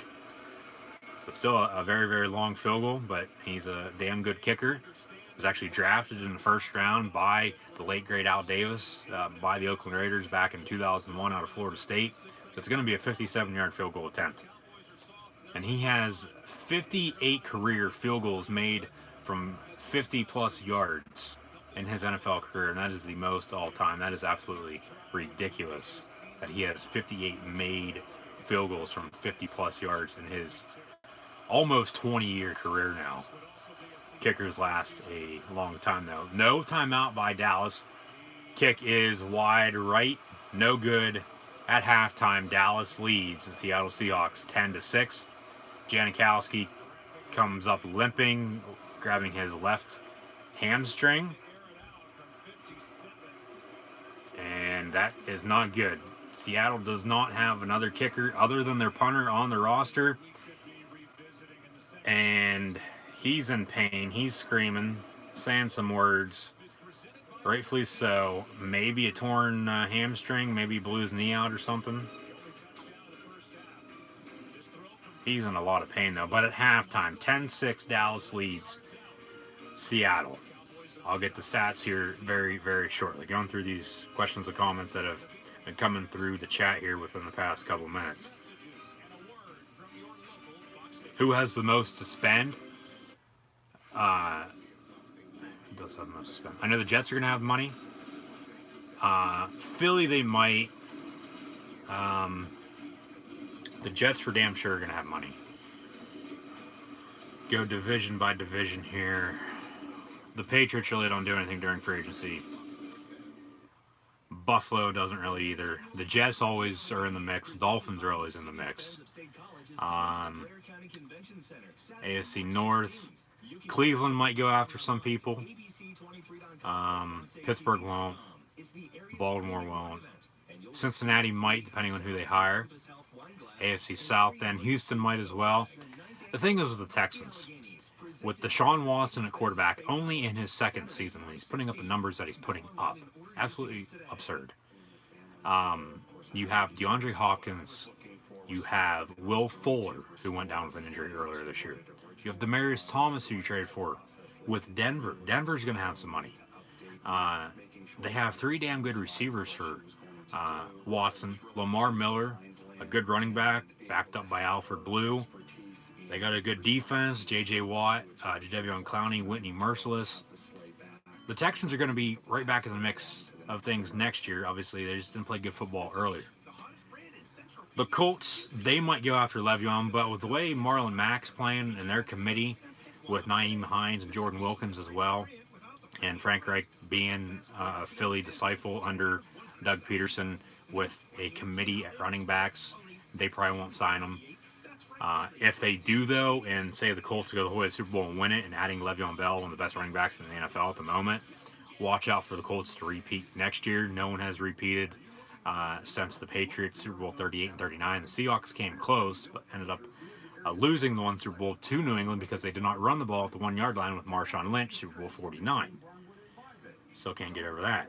I'm trying to think who else has money. Tennessee, nah. Jacksonville, maybe, depending on if they want to go out and sign a quarterback or draft somebody, because they'll be moving on from Blake Bortles. Hell, they shouldn't even have signed him to an extension after last year. They gave him a 3-year, $45 million deal last year.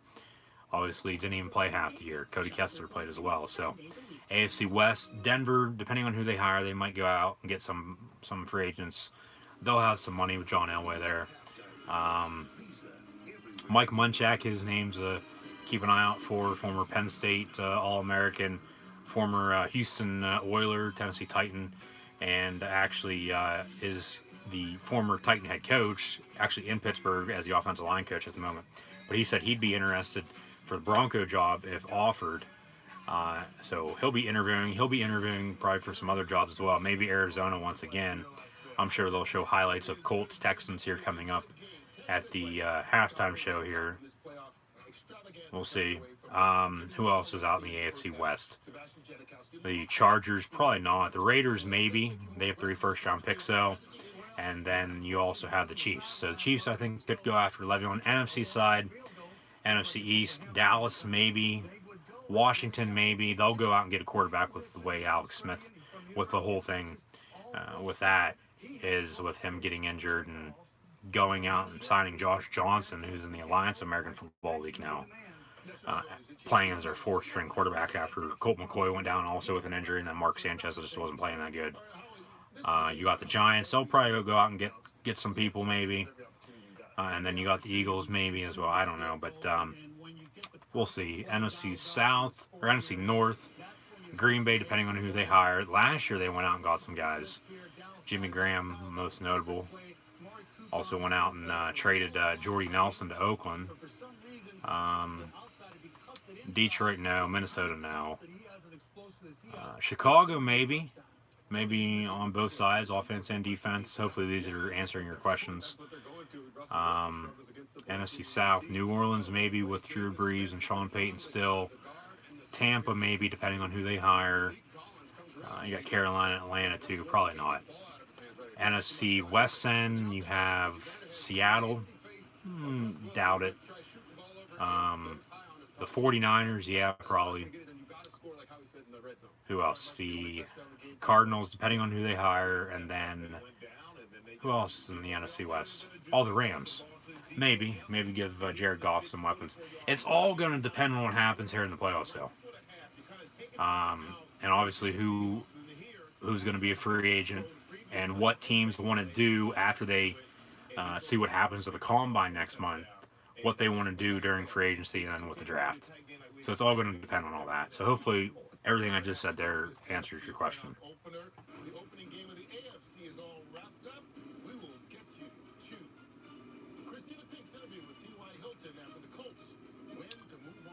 Post Malone. Well, thanks for tuning in, Christian S. Be sure to like, follow, and subscribe on social media. The links are in the description. I just saw your comment there, so I'm sorry about that. Where will Kenny the Cleaner Omega go?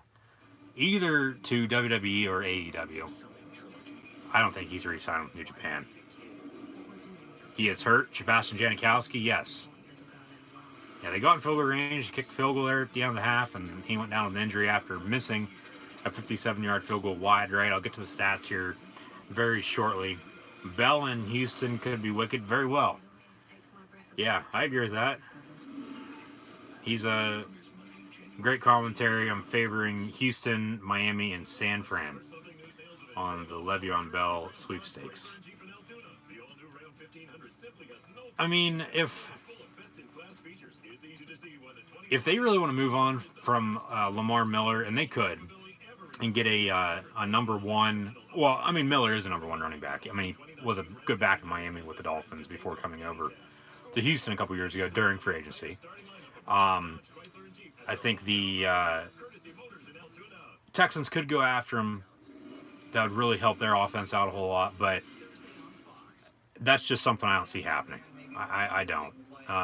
They would rather go out and get better offensive linemen, better defensive linemen, because we all know it starts up front, and get better playmakers on the defensive side so they can stop the teams that beat them this year, like the Colts, who just beat them twice in the past month, most notably, though, earlier today in the AFC wildcard round. So who do I think is the first pick in the draft this year? Could be a player John saw play the other day, Josh Allen, a linebacker from Kentucky. Could be one of the quarterbacks, depending if Arizona wants to trade away the top pick. They have the number 1 overall pick. They have their franchise quarterback. So they think in Josh Rosen. Probably going to be a defensive player. Probably going to be Nick Bosa, though, out of Ohio State. So both Bosa boys will be playing out west in L.A. and Arizona. Joey's younger brother from Ohio State as well. So you got to be able to protect the quarterback, but you also got to get after the quarterback. You know, it's a quarterback-driven league. You don't have a good quarterback, you're not going to be winning football games. Well, look at the Texans. They still found a way to win with the couple quarterbacks that O'Brien had in his first couple years down in Houston, but then after they drafted Watson, we saw what happened there last year up until the time he got hurt, and then all year this year. The Texans played damn good football until losing earlier today, so you got to have a good quarterback. Look at the Patriots, look at the Steelers, look at the Colts, look at the Seahawks, look at the Packers. You know, they all have damn good quarterbacks. It's a quarterback-driven league. You got to either protect your quarterback or get after your opposing quarterback. And Arizona being in the NFC West with the Rams with Jared Goff, the 49ers with Jimmy Garoppolo coming back from torn ACL, and the Seattle Seahawks having Russell Wilson. You got to get after this three guys. Nick Bosa probably will be the #1 overall pick in the 2019 NFL Draft in Nashville this upcoming year, and then it'll be in Vegas in 2020.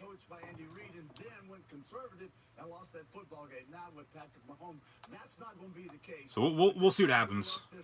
But thanks for all the questions and comments there, guys, in the chat. First half stats right here on YouTube. As you guys know, this is Gridiron Ring live right here on YouTube. I'm Cool Hand Luke 96. Be sure to like, follow, and subscribe on social media. Links are in the description below. So at halftime, the Dallas Cowboys lead the Seattle Seahawks by a score of 10-6. Russell Wilson, 7 of 11 passing, 97 yards.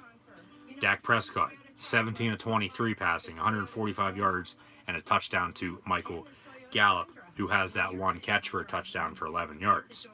Seattle rushing, 8 carries for 16 yards for Chris Carson. And then Dallas rushing, Ezekiel Elliott, former Ohio State product as well, drafted back in 2015, top 5, 4th overall out of Ohio State to Dallas. He has 13 carries for 91 yards. Seattle receiving, Ed Dixon, 3 catches for 33 yards, averaged 11 apiece there then. And then Tyler Lockett, 2 catches for 65 yards. And Dallas receiving, what do we got? Allen Hurns has that 1 catch for 14 yards. Ended up going down with a broken ankle on the same play. We have not seen him since his season, more than likely done and over with. Cole Beasley, 2 of 22 receiving. Amari Cooper, 5 of 45. Ezekiel Elliott, 4 of 32. Gallup, 1 of 11 with the touchdowns, as I said. And then Jarwin, the tight end, number 89, 3 catches for 15 yards. So 10-6, Cowboys lead the Seahawks here at halftime in the second NFL wildcard playoff game this afternoon. Earlier, the Colts defeat the Texans 21-7. Will advance to play the Kansas City Chiefs next week on either Saturday or Sunday, depending on the schedule, depending on who has the home game on Saturday or Sunday next week in the AFC and the NFC. Because the winner of this game, the higher seed would play the 2 seed. And then the 1 seed Saints would play the lowest remaining seed, whoever wins this weekend. So with the games this weekend, the games next week will be decided. And we'll know everything about 8 o'clock tomorrow night at the latest, after the Eagle-Bear game gets over. So stay tuned. Be sure to tune back in tomorrow. We'll know all the matchups at that point in time. The lowest remaining seed in the AFC and NFC will play the New Orleans Saints or the Kansas City Chiefs. And then the Patriots or Rams will play the highest remaining seed. So in the AFC, with the Colts-Texans game already over, we know Indy's going to Kansas City to play the Chiefs at Arrowhead. And then the winner of Chargers-Ravens tomorrow will go to Foxborough to play the Patriots. If the Cowboys win this, being the 4 seed, and then say the Eagles beat the Bears tomorrow, the Cowboys would go to Los Angeles to play the Rams. Eagles will go to New Orleans to play the Saints once again. If the Seahawks win this game, though, being the 5 seed, and the Bears win tomorrow, being the 3 seed, Chicago will go to LA, and then the Seahawks would go to New Orleans. So we'll see how this all shakes out here with the second half of this game and the 2 games tomorrow. So thanks for tuning in, guys. Thanks for watching live reactions, play-by-play of the NFL playoffs. NFL wildcard round. Cowboys and Seahawks starting the second half here, coming up very shortly. 10-6 Dallas leads Seattle. Be sure to like, follow, and subscribe on social media. Comments greatly appreciated. Links are in the description below. If you want to like, follow, and subscribe to Gridiron Ring or myself, Coolhand Luke96 on social media, so scroll down and check those out. Chat questions and comments greatly appreciated. I see those popping through, so keep those coming. Also, be sure to share this live reaction stream on social media.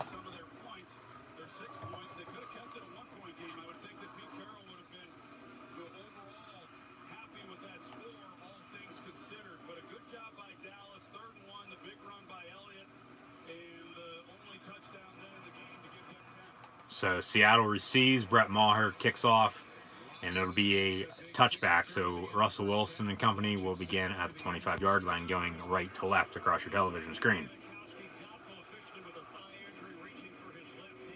Thigh injury for Sebastian Janikowski. Return is doubtful. So Dixon, the punter, was out there during, what the hell? Screen just went black now. Hold on there a second. Dixon, the punter, was out there. Yeah, the screen just went black on me. What the hell happened? Dixon was out there punting or kicking field goals. Russell Wilson holding. When you say it to the homeowners, you're being insincere. Technical difficulties with the television at the moment, so bear with me. We're going to turn on ESPN maybe, see if that works.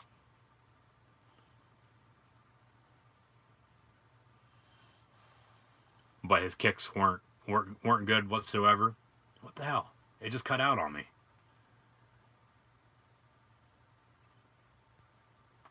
I'm trying to get the game back on here. Just past 10 o'clock here on the East Coast.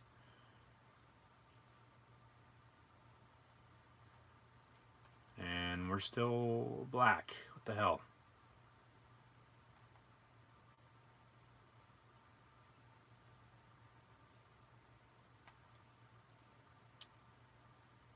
Bear with me.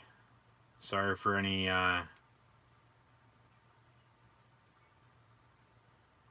problems. Hopefully it'll kick back on here in a second. This is gonna suck. Let's turn Saturday Night Live on, see what's going on NBC. What the hell? The TV not working now? Like I said earlier, if it's not one thing, it's another. What the hell? Come on. This makes zero sense whatsoever. It just literally cut out. Satellite didn't go out or anything like that, but... Come on.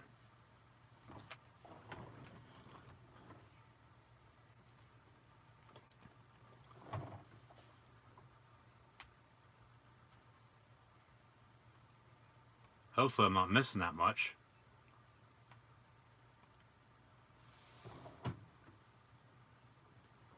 I think they'll have a good chance to win. Keep those comments coming, guys, while I'm trying to get this situated. I think they'll have a good chance to win, like I was saying there earlier, Mahomes versus Luck.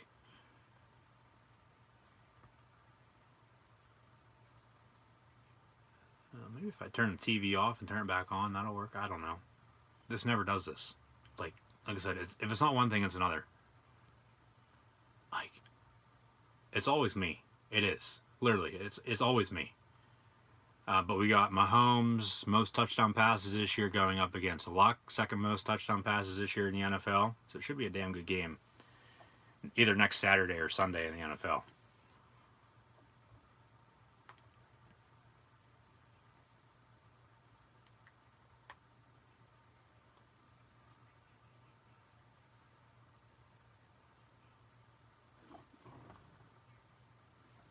He probably will. I mean, you got to be able to run the ball to open up play action to, get some momentum, and you got to be able to run the ball efficiently, and you got to be able to play good defense to win football games. We're back here, and Seattle's punting, 4th and 7. So didn't really miss much Tavon Austin returns it, or he fields it to the 20 and returns it out to the 27-28 yard line. 13:21 to play in the third quarter as the second half is officially underway. So Seattle went 3 and out there on their opening drive. Don't know what the hell that was wrong there with the TV, but we're back here, so hopefully it doesn't go out again.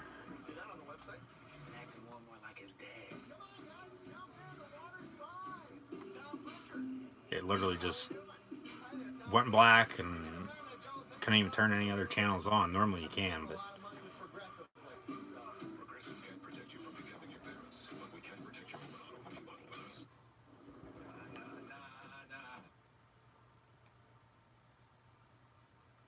actually a little bit behind there now. Now we're back to live TV. Okay, we're good. We're good.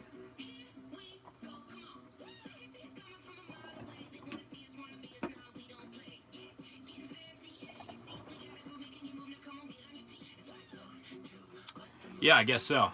I guess so.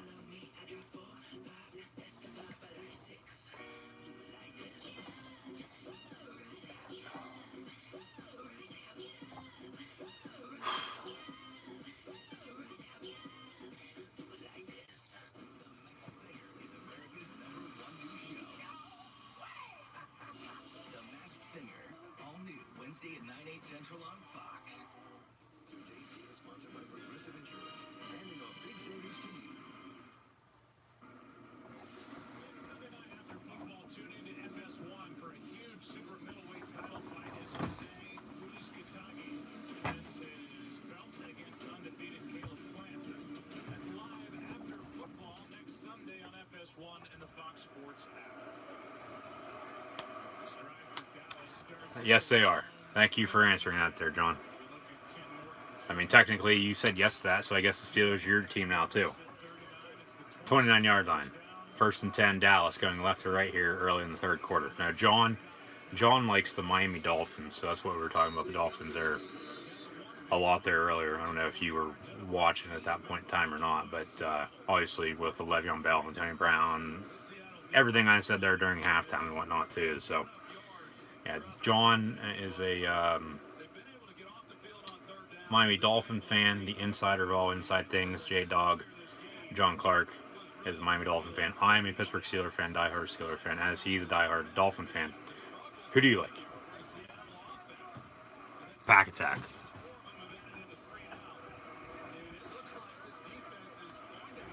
I can respect that. I respect, and I can support. People root for whoever they root for because everybody has a reason. So there's another viewer that normally tunes in. He hasn't tuned in at all today. Don't know why, but he might tune in tomorrow because his Bears are playing the Eagles. So yeah, he's a big Chicago Bear fan, and I have friends who basically like every team out there. So I know whether or not they're a true fan or they're a front runner or, a bandwagon fan for that matter. So 3rd and 1, and Elliott gets the carry, and he's going to be stuffed. Dallas will punt. Defensive showdown here tonight between the Hawks and boys.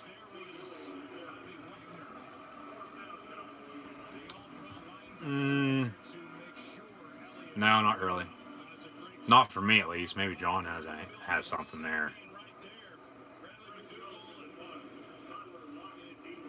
Probably overrated. That's what I would say about him.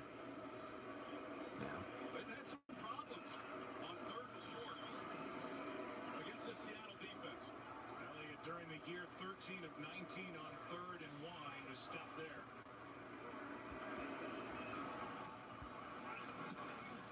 Jones hits his best of the game. And punt is up and away, goes out of bounds. What do you mean there, John?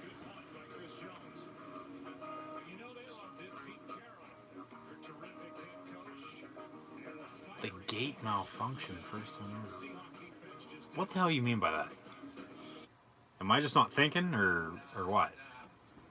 Na na na na. Hey, hey, hey. Goodbye. Supercross, LOL, the start line gate. Oh, Malfunction. Okay, that's on tonight too. I mean, I watch obviously NASCAR. I watch Parker's So Talented. I mean, he's all right. I mean, he's not anything special. Supercross. Yeah, I watch NASCAR. I mean, I'll watch Supercross every now and then. I'll watch monster trucks though too, if they're on every once in a while. But I normally stick to football during football season. Wrestling, obviously, all year long. Professional wrestling. WWE, Ring of Honor, New Japan. I'll watch AEW. I have some thoughts going through my mind at the moment for AEW if they get a television deal. So we'll see about that. I think they will be getting a television deal either on TNT or TBS through Turner. So I don't know if you know anything more about that there, John, or not. But I mean, What are you holding? Miller Lite. Hold true. I know what you're saying there. Okay. Not halftime, commercial break. Halftime just got over there a moment ago. The Seahawks will get the ball back after Dallas punted once again. So 10-6 Dallas.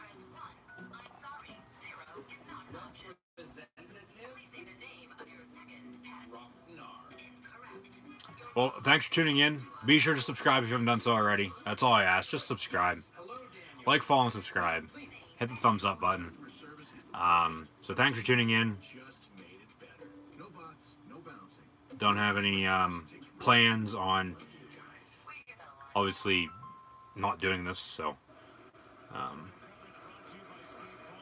once again, thanks for tuning in and watching. Coming back from commercial break here. 10-6 Dallas leads Seattle. Seattle has the ball 1st and 10 inside the 20-yard line at the 13, but they got a ways to go. Man in motion at Dixon. Wilson under center. He fakes the give. He's looking running back's way. Wilson ends up dumping off to his tight end, 84 Dixon. 2nd and short, maybe a 1st and 10, depending on the spot. Tuning in tomorrow until I've got to leave for Penn State basketball. I'm trusting the climb. Well, I'm not. So, I mean, you can believe all you want, but they suck. Yeah, they absolutely suck. Penn State basketball, not Penn State football, Penn State basketball. Go Duke. What's the score on that? You know, by chance? Handoff. And that's Rashad Penny. Rookie running back. Drafted in the 1st round this past year out of San Diego State, former Aztec. Actually backed up Donnell Pumphrey there for a while. He was with Philly until he got cut this past training camp, well, after the preseason. What time is that game tomorrow? Did I ask that earlier? Did I ask and no one answered?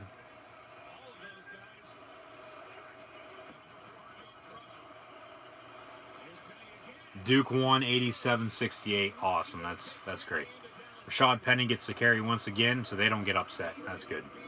After Kansas and Kentucky both lost today. So about a 25, 30-yard run there from Rashad Penny. And another 1st down for Seattle out past midfield now at the 45-yard line. And now he loses a couple on this yard, on this game, on this play. What I want to say. Hey, that rhymes.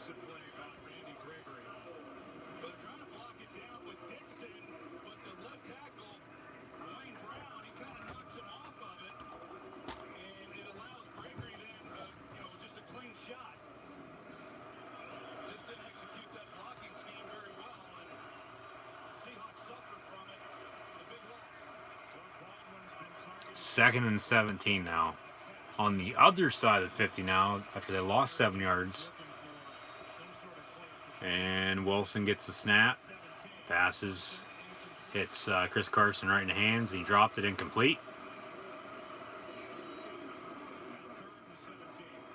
3rd and 17 coming up for Russell Wilson's Seattle Seahawks. Wilson only has 106 yards passing here tonight. No touchdowns, no picks.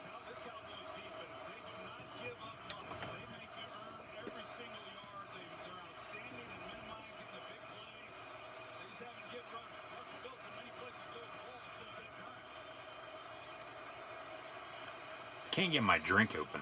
I'm trying to get it open for the past couple hours. And Nick Van Nant, former Ohio State Buckeye, gets the catch, gets the reception. Very short. Way short first down. 4th and 12.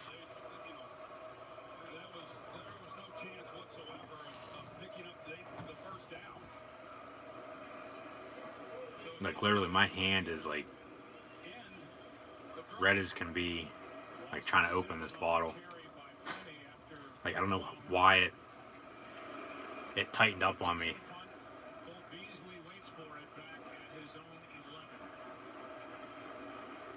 And Seattle punts on 4th down once again.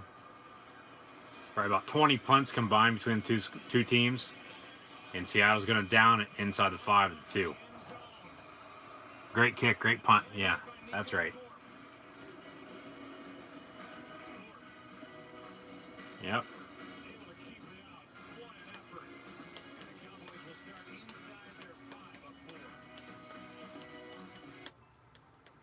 Son of a bitch. Did you hear? Give me Just got massive funding. Oh wow, really? Tell me more. Okay, I call it the calculator. It's a calculator. You like the, John, you listening, you watching? You like the Money in the Bank briefcase? I know you asked about that earlier. Do you also like the new pirate thing that's hanging up, along with the MLB standing board? So I have a baseball and a football one of those now. Do you like the pop figures that are out today? I know you can't see all of them. I don't think you can see the last row. What about the calendar? You like the calendar? That'll be changing, obviously, every month. Like I said earlier, I don't know who's on February through December, but the one big dog, Roman Reigns, is on this month for January. Should have the true big dog's picture up there, though. My dog. What else did I put up there? Well, like I said, I moved some things around. The fan cave, you like the Penn State fan cave thing? I've had that forever. I think that's it. Well, I moved the WWE title as well. You see where I put that? You like where I put that at?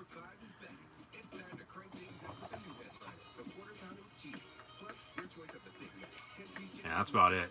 I think there's like almost 35 things behind me, if I counted correctly.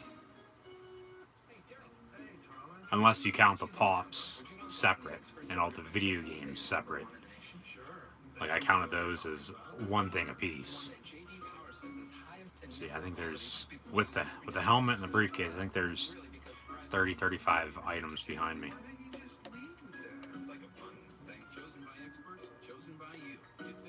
Had trouble finding a calendar, surprisingly. One that I wanted, at least, for that matter.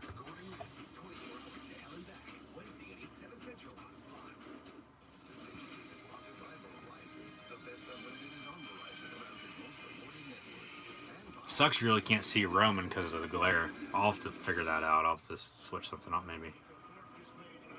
Everything's probably going to stay the same there for tomorrow. I ain't touching it. I might not touch it at all. You think maybe if I put something above the calendar, it would make the light go away on that? I don't know. It's just the glare is what it is. 1st and 10 for Dallas inside the 5 of the 2. And almost a safety for Seattle. Elliott gets back to the line of scrimmage, though. 2nd and long.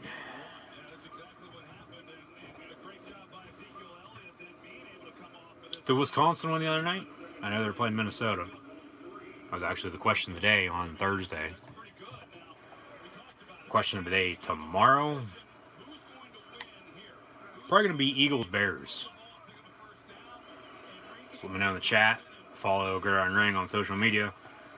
A vote on the poll on Facebook and Twitter tomorrow. Yeah, it's probably going to be Eagles-Bears. Who's going to win that game? Prescott airs it out, intended for Amari Cooper, incomplete. No, they've lost. Wisconsin has lost 2 in a row now. Well, are we going to make that 3 in a row tomorrow? Again, what time is that game? I think I've asked that three or four times now. Because if you're going to listen, you're going to tune in and watch, and the game, and then you're going to leave to go to the game.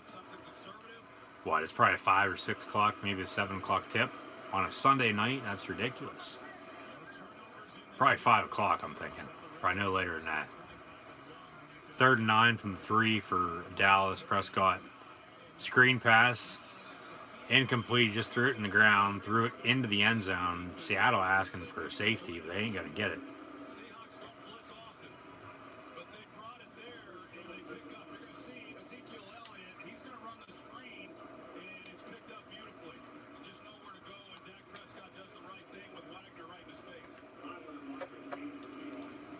Tip-off is 7:30. We'll leave.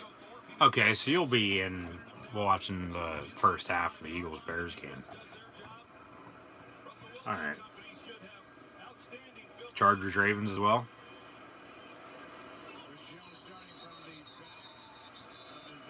Got a whistle. 4th and 9. Got a flag, though. Got a false start on Dallas, so Dallas will be punting literally from the back of the end zone. Okay. What are you going to be writing about? Any new rumors? Any new articles I should be aware about? Almost blocked. Dallas gets it up and away. And Tyler Lockett fields at the 45-yard line. So they'll be on the right side of the 50 here to begin this next drive. And they got to get in field goal range. If it comes down to the King game here late, they ain't going to have Sebastian Janikowski. He's out injured, so... they're down 4, 10, 6, 7 minutes on the dot to play in the 3rd quarter. Dallas leads Seattle. Not sure yet, but we'll let you know. Sounds good. Thank you for that. Questions and comments in chat, guys. Greatly appreciated. Hit that thumbs up button. Also, like, follow, and subscribe on social media. Links are in the description below.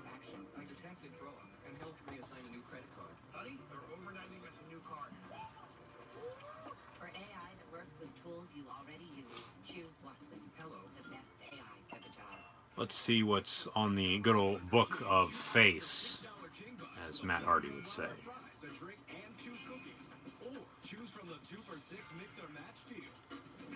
Probably nothing spectacular, like usual. Our part is much less crowded than this. Dilly dilly! Our catchphrase is much more dignified than that. What'd you say? What? Bud Light. For the many, not the few.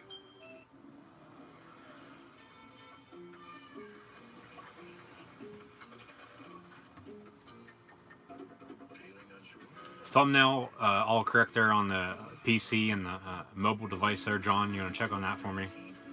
Because it says here on my end that it is. So, obviously, just want to make sure. I actually just remembered about that.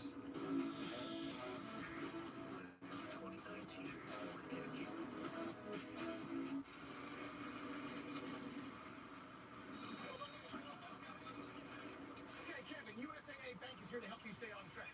Budget's looking good. Clear for a fill-up? Pardon? Thank you. We are a go on the beef jerky. You know what? We'd like some hydration, too. Hey, see? USAA Bank helps you take charge of your everyday spending, so you can stay a step ahead. Let's rock and roll! Find help at every turn. Seeing a lot of videos of the Alan Hearns broken ankle on social media. All good. Thank you. Thanks for tuning in, guys. Thanks for checking on that. Like, follow, and subscribe on social media if you haven't done so already. Coming back from commercial break here now. Between the visiting Seattle Seahawks, wearing their home uniforms though, and they're playing the Dallas Cowboys on the road in the Big D. Cowboys home whites, as they would say, because Dallas, yeah, they normally wear away white jerseys at home. So, man in motion, Doug Baldwin. 1st and 10 for Seattle. 7 minutes to play in the 3rd. Ball at the 44-yard line. Handoff to Penny. He gets about 3 yards. Seahawks going right to left across your television screen too, guys, if you're wondering.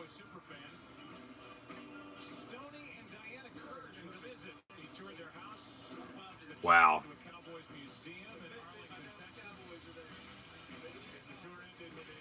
Roger Goodell just gave out 2 tickets to Super Bowl 53 to a lifelong NFL fan.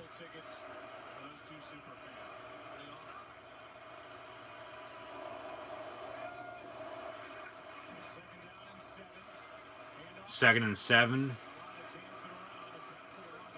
And stuff at the line of scrimmage.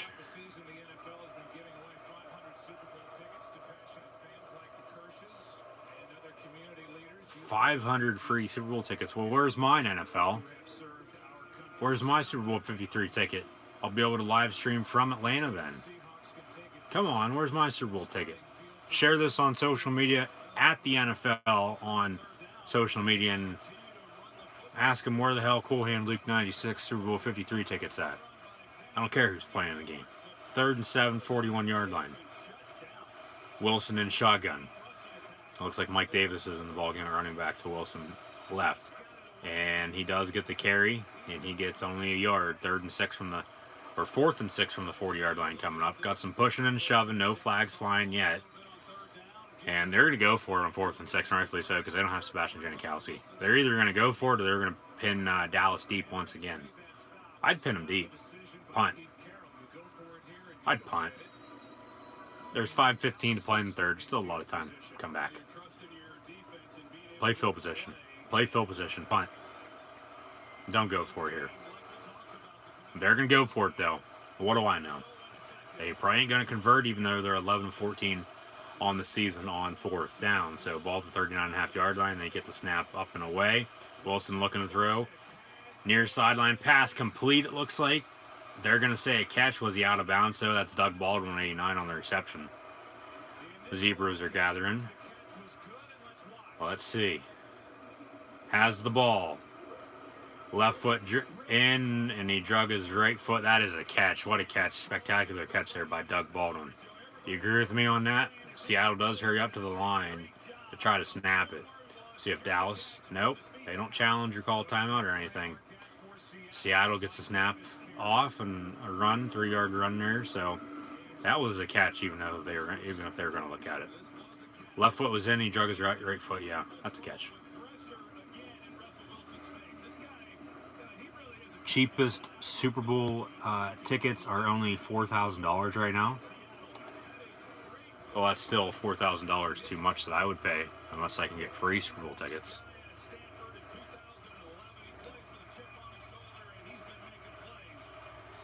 Yeah, and no. I mean, they do bring excitement, but obviously it is what it is. Wilson hands off once again, 12-yard line, Mike Davis.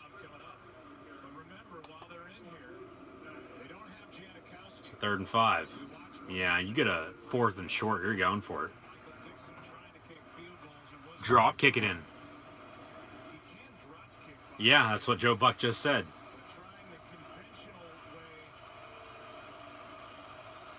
Yeah, they're going to have Dixon, the punter, come on and kick. Good God, this is going to be very, very funny. See what happens here. 3rd and 5 from 12. And another handoff. No, Wilson keeps himself. He's going to get the first down, and he's going to be tackled inside the 4.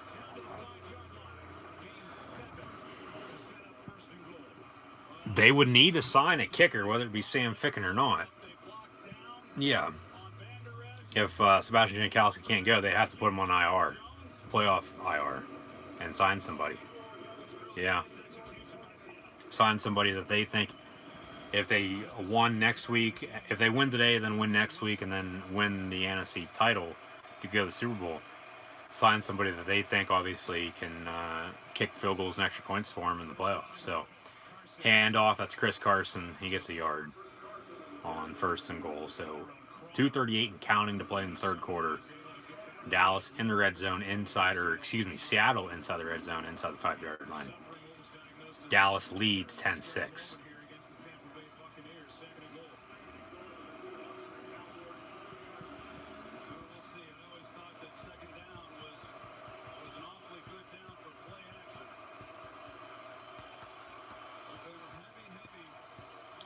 Second and goal. 2:10 to play in the third. Ball at the 4. Trips here near side. Wilson in shotgun. A bit of a false start maybe. Wilson keeps it himself. He's going to run in the end zone for a Seattle Seahawks touchdown. 10-6. Make that 12-10. Seattle. You kick the extra point. That's a 3-point ball game. I was thinking go for 2, but then I started thinking it'd be a 3-point ball game. You kick your extra point, but you got your punter kicking field goals and extra points now for you too. So, yeah, probably the right move to go for 2. I think they should probably kick it too. That's what I was thinking, like I said there. But they might have a good play call here for the 2-point conversion. So we'll see. It's either going to come back and bite them or it's going to help them. Because they'd be up 4. Dallas, kick field goals the rest of the way. Only 14-13. Dallas kicks a game-winning field goal. If they don't convert, 13-12, Dallas wins. So Nick Van Ed, 81, the tight end in motion. Wilson in shotgun, and he hands off. And Davis gets in. 2-point conversion is good. 14-10, Seattle leads Dallas. Nice little RPO there. They gave to the running back, though, so Wilson didn't keep it or throw it to anybody. So 4-point ball game, 14-10. Seattle leads Dallas. About 2 minutes to play in the third quarter. Thanks for tuning in, guys. Thanks for watching. Like, follow, and subscribe on social media. Links in the description below. Dallas's defense has to step up, yes. Seattle's defense needs to step up, though, too. Yes. You still got to play good football until the end of the game. There's no question about that. So.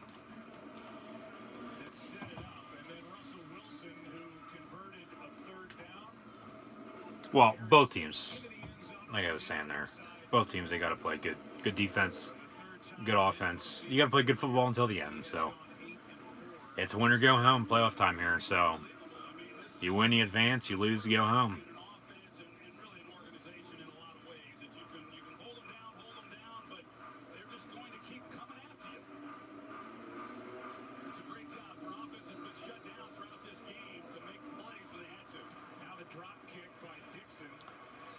And Dixon kicks off, a drop kick on the kickoff, and Dallas returns it out at the 33-yard line.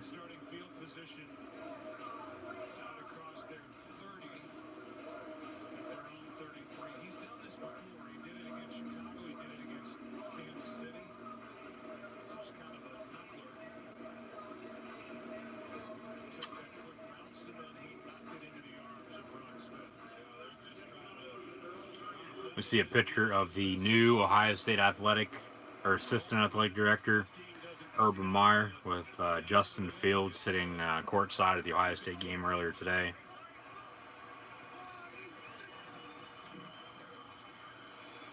And pass complete to Michael Gallup out to the 41-yard line.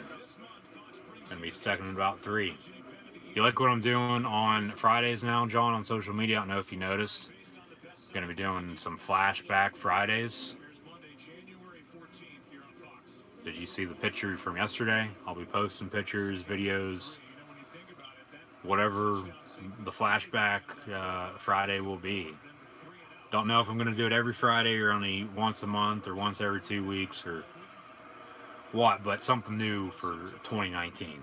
Second and 3 as he gets the carry, gets 2 yards, could be a yard shy of the first down. Urban is about to stretch all the roles he possibly can by being athletic director, not coaching. Yeah, you're damn straight on that. Yeah, I saw it. Well, thank you. At least you have liked, followed, and subscribed on social media. Everybody else listening, watching at the moment, if you're watching back on the replay, like, follow, and subscribe on social media. That's all I ask. Links are in the description below. 3rd and 1 for Dallas, 45 seconds to play in the third quarter and counting. Prescott under center, fake the give to Elliott, rolls out here near side, pass complete to Brown, 85, first down Dallas.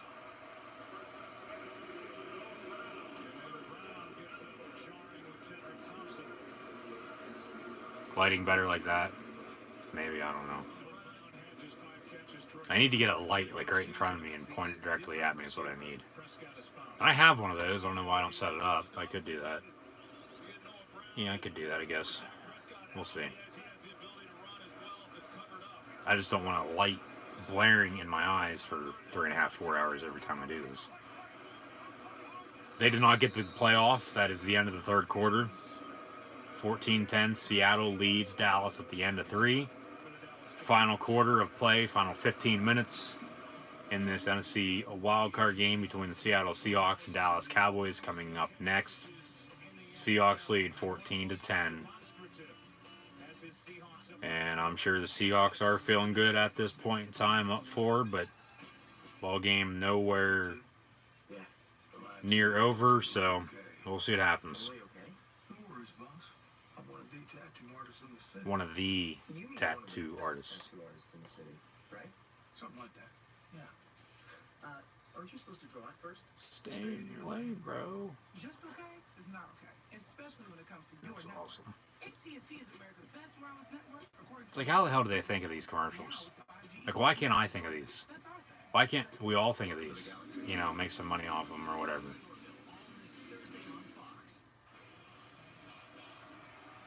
What's your final score prediction?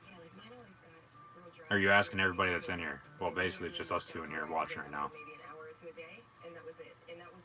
I'm gonna say I picked Seattle going in. I'm sticking with Seattle. I can't turn my back on them now.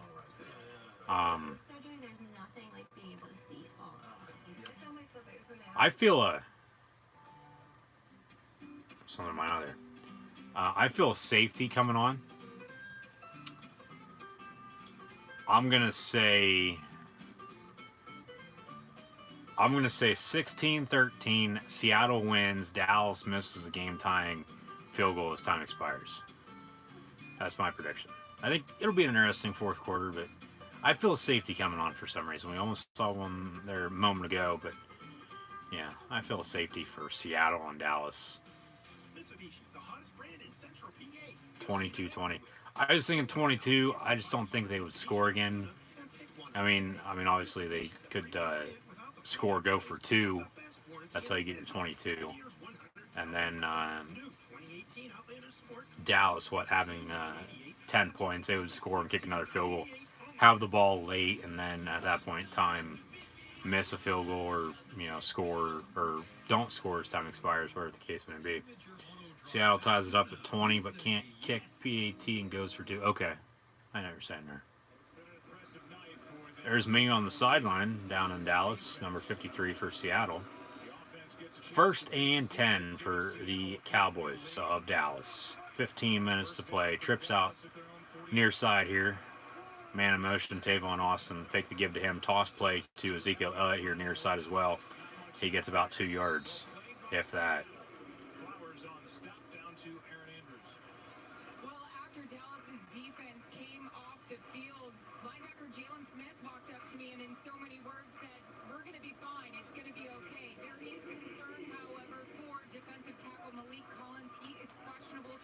With a left ankle injury, they were taping him up. They put him in the tent. He's out there. They're trying to see if he'll be able to go. He has the only sack of the game for Dallas tonight. 2nd and 8 from midfield for Dallas. Pass over the middle, complete. Amari Cooper. He's inside the red zone now. He's going to be tackled at the 16-yard line. Hear the Coop chants from the Dallas crowd. Just like the Heath chance we'd get in Pittsburgh at Heinz Field when Heath Miller was still playing for the Steelers. Or the Luke chance in Carolina with the Panthers for Luke Kuechly.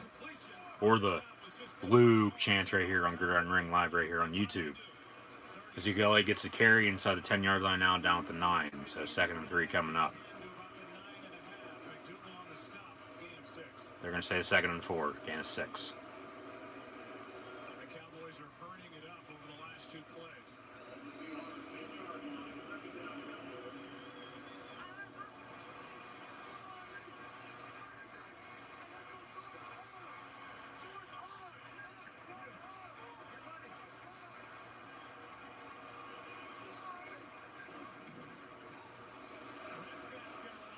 Prescott, he's going to run it, and he's going to get in the end zone. He fumbles, but do they signal touchdown beforehand? Or is that a Seattle fumble? They're saying touchdown, Dallas. 16-14 Cowboys. see if he was down at all before he got in the end zone. His knee's down at the 1 yard line right before you backed it up a half a second. The ball was not across the goal line yet, and his knee was down. Go back to the other view. Right there, the ball was not across the goal line. Right there. See?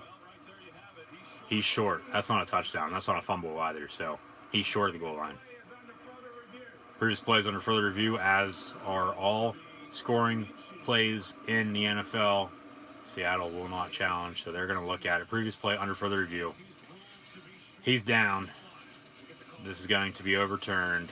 They'll probably end up running it in on the very next play anyway, so 16-14 for the time being, but it's still going to be 14-10 after they overturn this. They should overturn it.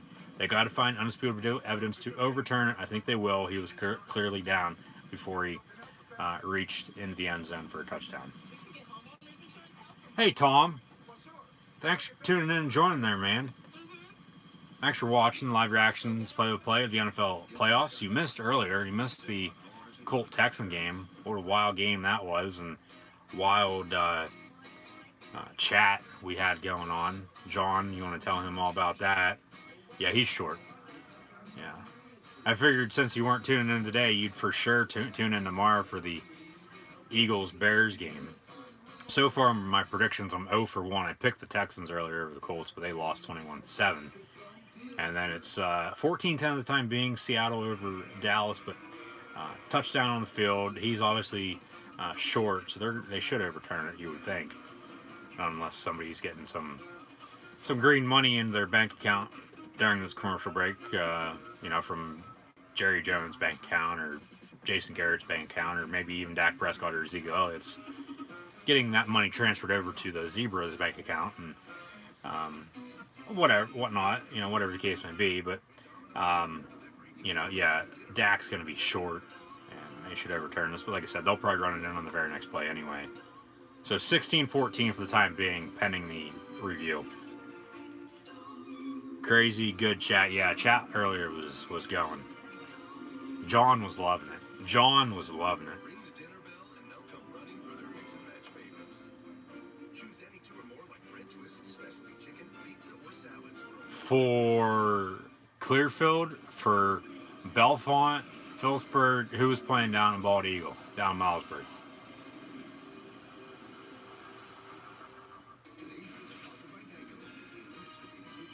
Oh, you can say whatever you want. I don't care. Sometimes it comes up here that it's being held for review. The comment is, so I gotta either say yes or no to it. Sometimes I don't even click it. I mean, you guys, I don't care what to say. He's short, first and goal, Dallas. They overturned it during the commercial break. So first and goal from the inch line, basically, for the Dallas Cowboys. And I wouldn't be surprised if we see a quarterback sneak here from Dak Prescott. They're going to give to Ezekiel Elliott, and he's going to stumble, and he's going to lose 2 yards. Should have sneaked it with Dak. Come on. You know better than that. 14-10. Seattle still leads Dallas. Bellefonte was there. Okay. Yeah, Zeke just tripped over his own 2 feet.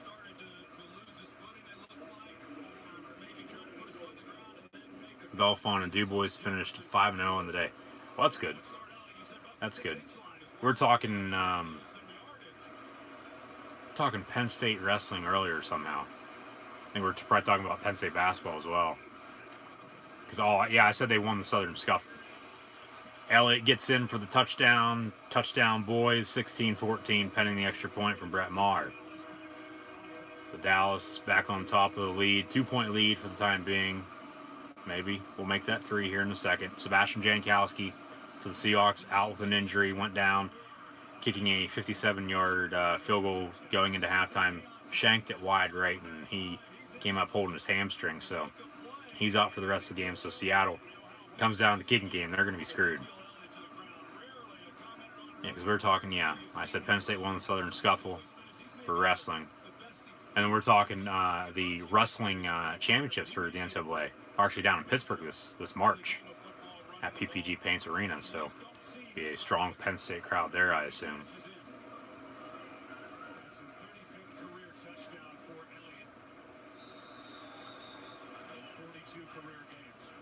Maher's extra point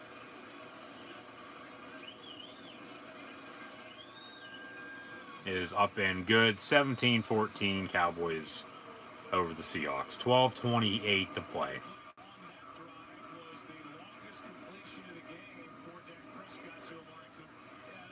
Luke McGonigal, not me. In a tournament this week, if it all goes a certain way, it could be a Clearfield versus Curtinsville Shea Bloom final. Where's that at? What tournament would that be? Would that be like a Lock Haven tournament because that's where he goes to school, or where's Shea Bloom going to go to school at?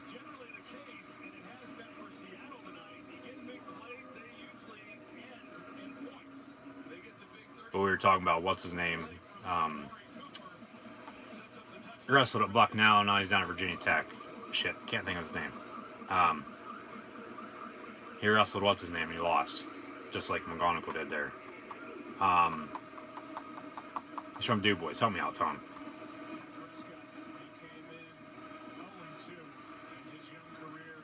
Shea's at Clarion. Okay. PSAC tournament. Okay, I got you.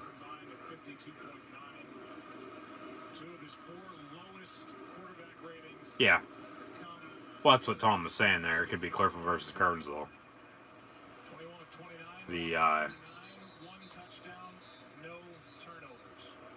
The Old Town Road, West Branch of the Susquehanna rivalry.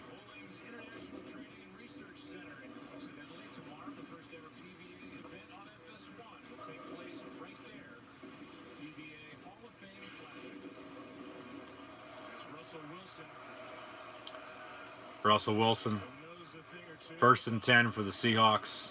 12:28 to play. Both teams 3 timeouts remaining.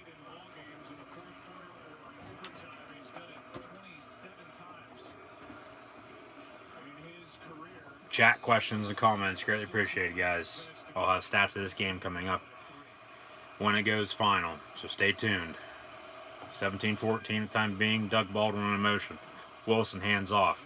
That's Carson. He loses a yard. Seen number 1, 195 pounds in Pennsylvania versus number 1 in Virginia today. Pennsylvania won. I was going to say Penn State won. Pennsylvania won. That's awesome. That's good. Keystone State picking up some wins over the Commonwealth of Virginia, the Lover State. Where was that at, do you know? Because that Southern Scuffle's done with. That was only a 2-day event, right? 2nd and 11, 24-yard line. Wilson rolls out here near side. Pass complete at the 25-yard line, or excuse me, at the 30-yard line by Doug Baldwin. Oh, that was at Bald Eagle. Okay. Okay. So they had a big tournament over there then. See, with high school wrestling, college wrestling, I mean, I'll watch it, I'll talk about it and whatnot, but I really never got into it, you know, throughout school. I wish I would have. I regret not playing football, and I regret not wrestling, because I played soccer and basketball. I wish I would have done the other two, but, you know, it all works out in the end anyway. 3rd and 6, Wilson airs it out deep near sideline, incomplete. 10 for Tyler Lockett. Seattle looking for a flag. They ain't going to get it. 4th and 6, Seattle will punt. 8 teams total. All right. Well, not that big of an event, but still, you know. Well, if you got a kid coming up from Virginia, a team coming up from Virginia, probably around what?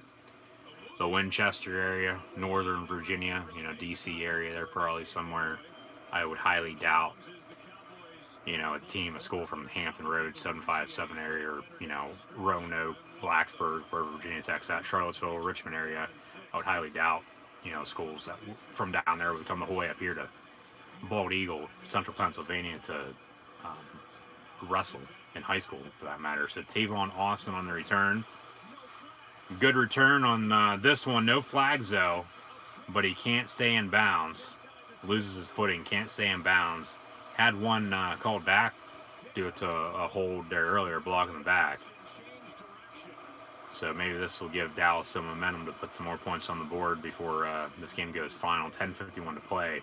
So Dallas will have the ball. Good field position, up 3, 17-14 over Seattle. He fielded it at about 10, 11, 12-yard line there. And good blocking, no flags. Like I said, he lost his footing there towards the end. And he could have been gone. He could have been gone. That would have been 2 punt returns for a touchdown in one game. When was the last time we saw that? But obviously the first one got called back due to a block in the back of a hold, is what they ended up calling it early in the first half there. And this one he gets pushed out of bounds. So 1st and 10 for Dallas at the 38-yard line. Going right to left, Ezekiel Elliott motions over to the right of Dak. Trips up top, 3 wide. Prescott rolls out, airing it out deep over the middle. Complete to Amari Cooper at the 11-yard line. And that's where he's going to be tackled at.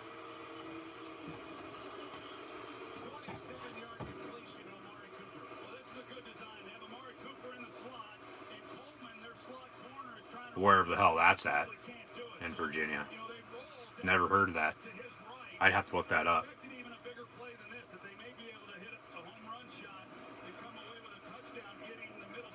They still only have the one gym over there, right? They still only have the one gym, right? I always like going to Bald Eagle. Always like going to Bald Eagle. Pizza from the concession stand was awesome. I don't know if you had any of that today. Okay. Yeah, because Bald Eagle and Central Mountain were the two schools that obviously got a jump start. They're going to review this, it looks like, whether he maintained and controlled possession as he went down. Seattle's actually challenging it. Ball did hit the turf as he went down. That's close. They did roll to catch on the field, so they obviously got to find undisputable video evidence to overturn it. We'll see what happens after they come back from commercial. Yeah, Bald Eagle and Central Mountain always were the first 2 schools that really got the jump start on renovating and expanding, getting all the new stuff, new gymnasium, school-wise, and obviously DuBois is up there as well. Clearfield, Phillipsburg is in on the mix now too. I doubt West Branch will ever get in on it, but who knows? State College, obviously, Altoona. Bellefonte now too, putting the turf in. Well, their school's always been nice though too. I always like going to Bellefonte. I'd always like going to Bellefonte and Bald Eagle on Fridays because we get out early and this is for basketball. Going to a very, very nice gym compared to what we had at that point in time until we got the new gym. So I like playing more so in the Weiss than I did in the new Bison gym, as they're calling it. So obviously they redid the Weiss then though too, but yeah, I don't know where that's at in Virginia. I'd have to look that up. Drew Brees, what you just did with that Visa card is the most Well, they don't want to lose. That's why. They don't want to lose. But you can do it so quickly. Yeah, it took you like 3 hours. They must. They might. They probably just say they didn't make weight. They probably just wait. The opposing team probably says, "Oh, just don't make weight," and then weigh yourself there, and then you won't be able to wrestle. We don't have anybody else. We'll have to forfeit. It gets an automatic win. That's probably what happened. You can just trust Or that probably is what happens. That's what I'm thinking at least. He's offering 10 crispy, juicy white meat chicken nuggets for just $1. Yep, the Kings lost his home. Is that Fairacquire, Virginia then? I think that's how you pronounce that. Fairacquire. That's how I would say it, just looking at it. Like I said, or Fairacquire maybe.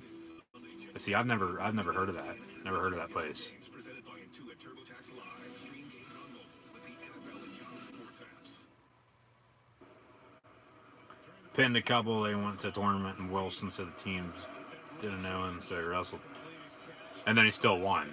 Yeah. State rank? Yeah, what's the state rank? Pinned a kid from Bellwood, too. So 1st and 10 at the 11. Review stands. Seattle charged with a challenge and a timeout. And flag on the play. Elliott gets the carry out to the 6-7 yard line. Gain of about 4.5 yards. We're going to look up to see where that is in the Lover State. Got a illegal formation on Dallas. 10:05 to play.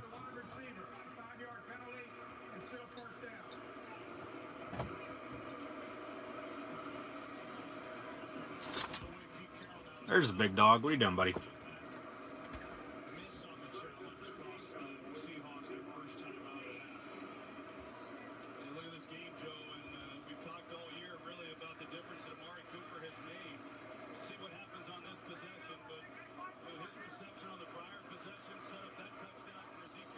First and 15 now from the 16.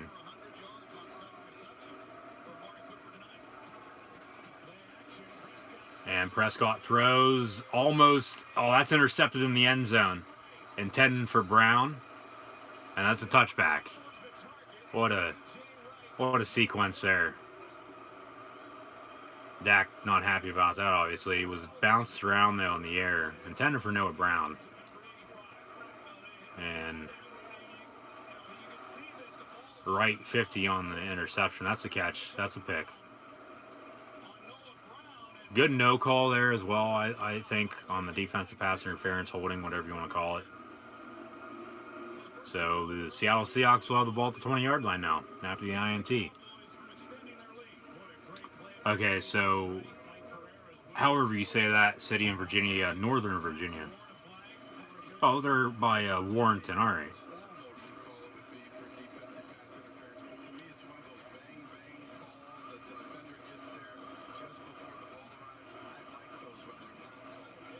They're in between Warren and Culpeper. All right, down towards Northern Virginia. There, more so towards Richmond. But surprising a little bit, but it was only a couple-hour trip for them to come up here anyway. So obviously, schools looking for experience for their kids. So got a holding on the Seattle Seahawks, as the Seahawks are going left to right across your television screen here in the fourth quarter. Yeah, that's a good call.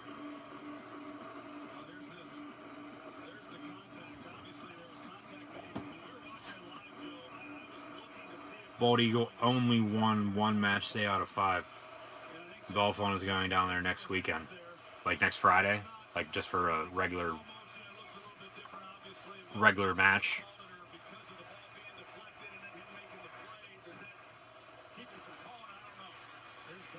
How do you win only 1 of 5? Well, at least they won 1. At least they didn't win any.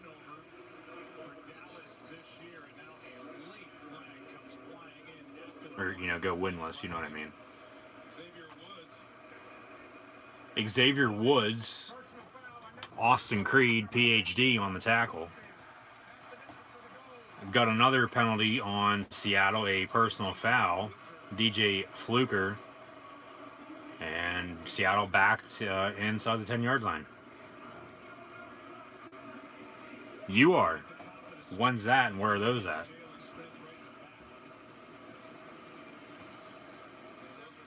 That's a good call, too, I guess, on that. Yeah, okay. The ref was right there by him. Pete Carroll not happy about it. 2nd and 22, 8-yard line. Next Friday and Saturday. And Wilson pump fakes up top in the flat. Pass complete to Tyler Lockett to the 11-yard line. All right. That's cool.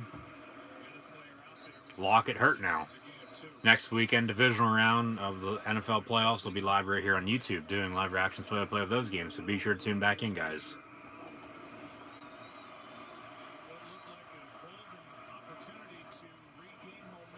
Oh, I don't know if they are or not. Or you're saying they are. 2 weeks is meaning you're asking a question. Is the Bison Doles over there? They might be, I don't know. 2 weeks, like I said, I really don't pay that close attention to high school and college wrestling until like late in the season, like with all these tournaments and whatnot. But I'll talk about them and watch them and whatnot. But he is saying that it is. Okay, they are. Okay, I got you. Trying to read the chat and pay attention to this game as well. Yeah, thanks for clearing that up. Yeah. All help is greatly appreciated. From the 10, 3rd and 20, Mike Davis gets out to the 19-yard line. I was asking John there a little bit ago there, Tom. You see the new stuff behind me? You like it? Gotta realize he's a Steelers fan. Well, yeah, sometimes it, especially with all the hair, it takes a little while to get it through my thick skull, so Seattle's going to punt. 4th and 7. 7:32 and counting to play. They only have 2 timeouts remaining now after that challenge. And Dallas has all 3 timeouts, so Beasley on the return fields at the 30-yard line. Gets out to the 37-yard line. So that's where the Cowboys will begin, up 3. They're going to be running the ball a lot with Zeke on this drive. Going to take a lot of time off this clock. At least that's what they're going to hope to do. And they're going to make Seattle use their timeouts and score another touchdown, and they're going to hope to win this game, say 24-14 or 20-14. Or indulgent chicken enchiladas, all for the unbelievable price of $1. No, you're not having a delicious burrito dream. Yeah, but I added, just telling John there, obviously you can see everything behind me. Obviously, I've had the Money in the Bank briefcase there before. I added the fan cave thing behind me, right behind that. The Cal Bears corner, Bryce Turner, 19, died Saturday after being hospitalized on December 30th. Well, that's awesome. Or that's awful, excuse me. That is awful. Misspoke. That is awful. The Cal Bears cornerback, Bryce Turner, only 19 years old, died today, Saturday, January 5th, 2019, after being hospitalized this past Sunday, December 30th. Was he hospitalized out in Berkeley? Because they played their bowl game down in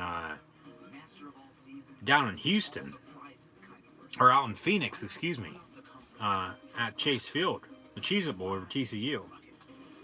Family called a medical emergency. Well, that sucks. Damn, it is right. Holy hell. Yeah, that's awful. I misspoke. That is awful. That is not good whatsoever. That is so sad to hear. Before we start, how much is my tax prep going to cost? I'll probably see that later on. I probably got a notification about it on my phone, to be honest with you. Obviously, I'm live streaming off my phone at the moment right here on YouTube, so I can't look at my phone. That's why I'm on my laptop and my tablet or not. It is unclear what Turner was being treated for, but the medical event the family referenced occurred during a workout. Too many college kids getting sick, getting hospitalized in general from working out and then dying. You look at what's his name from Florida, from Maryland, McNair, Jordan McNair this past year. He died after working out. It's like they're working him out too much or something. Apparently he had not taken a rest day in weeks. Well, yeah, you got to rest if you're working out. You can't beat yourself. You can't tire yourself out. You're going to die. And look what happened. That sucks.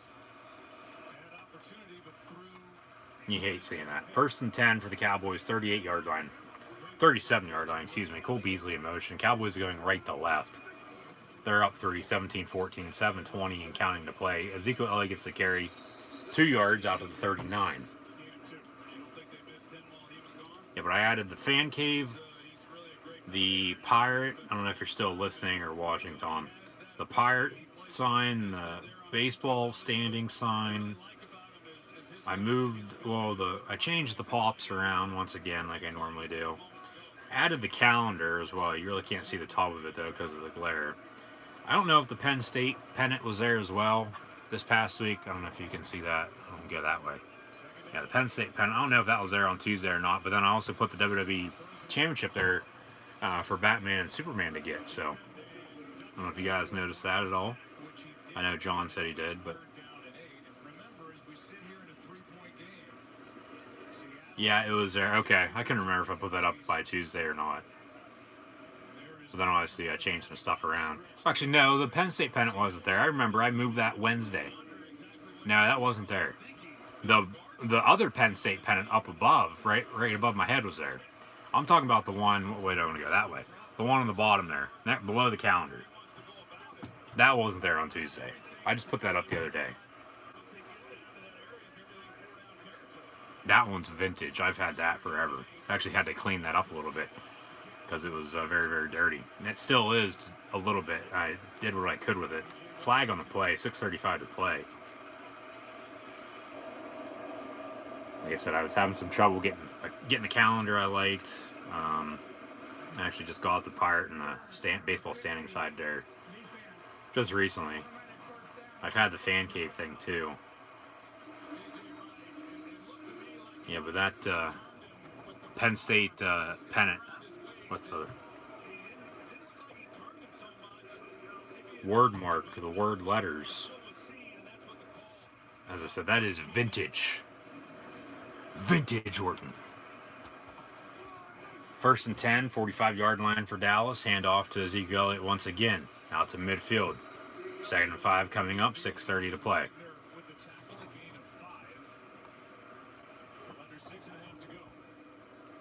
And as you can tell as well, I'm wearing a different hat. As I said, I have a shit ton of hats. Duke won tonight, so I'm happy about that.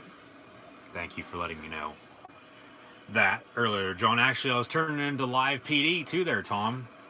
We actually had a standoff. And then had a fight and had a runner. So the cop chased him. Actually, he slipped and fell. It was funny. Actually, got a hold of the guy though and cuffed him. And then I've been watching the game ever since. So, yeah, I turned it on right at 9 o'clock. So I was just flipping through the channels. I wasn't expecting to turn it on. I just turned it on. But yeah, it was funny. Does it feel weird having a winning hat on? Well, I've always been a Duke fan for college basketball. And it's actually my first time actually wearing this. I actually bought this hat a little bit ago at a, from now on, live reactions of live PD. Will you please? I highly doubt it. I'll flip back and forth between shit if it's on, but no, not an actual special that, no. Nice. Oh, it's on now. Yeah, it's been on there. So 3rd and 4, 49-yard line for Dallas. It was actually, like I said, my first time wearing this hat. I bought it a couple months ago. And that's pass interference. That's a good call. Beasley did slip up there a little bit, though, it looked like. So, obviously, you can't take a flag away unless they decide to do that. But, okay, that's a good call. He basically pushed him down. That's pass interference on Coleman, number 28 of Seattle. That's a good call. You're going to give it a shot, see how the ratings are. I could. I very well could. I'd have to get better at my commentary. I'd have to get my stories straight. Who these cops are, name by name. I'd have to know the roster. I'd have to know exactly where they're at and what the situation is. And I mean, they give that to you, but yeah, no. 41-yard line. Prescott keeps it himself. Gains about 5 yards at 36. Going to be second and 5 once again for Dallas. Under 5 minutes to play. Cowboys up 3, 17-14.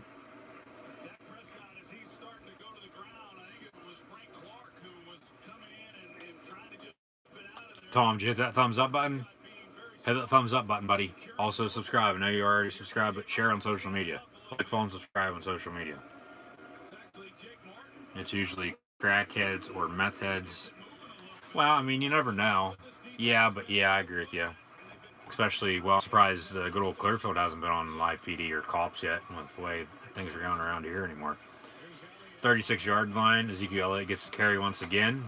And he's going to get another Dallas Cowboy first down. He's eating a whole lot tonight, that's for damn sure. Seattle, I'd start calling your timeouts.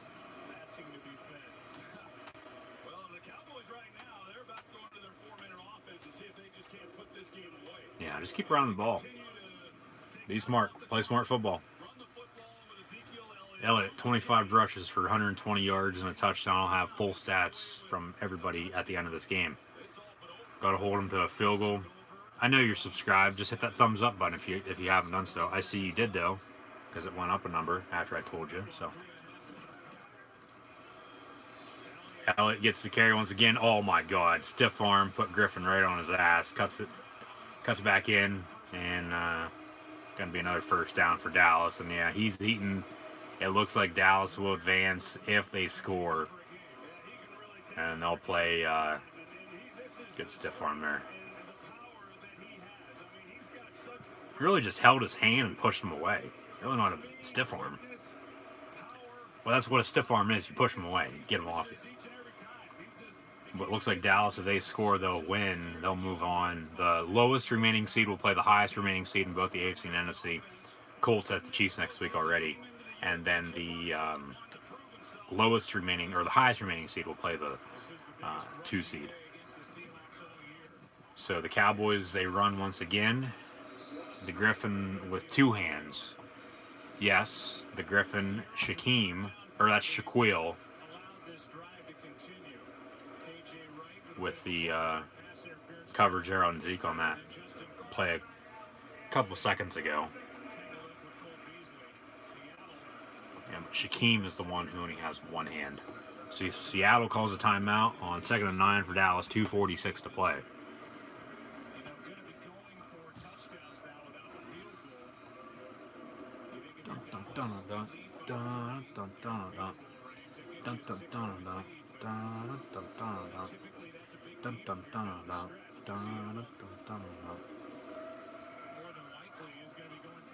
Yeah, I don't know the rest of the words. Gotta love some Pitbull though, I guess. I don't know.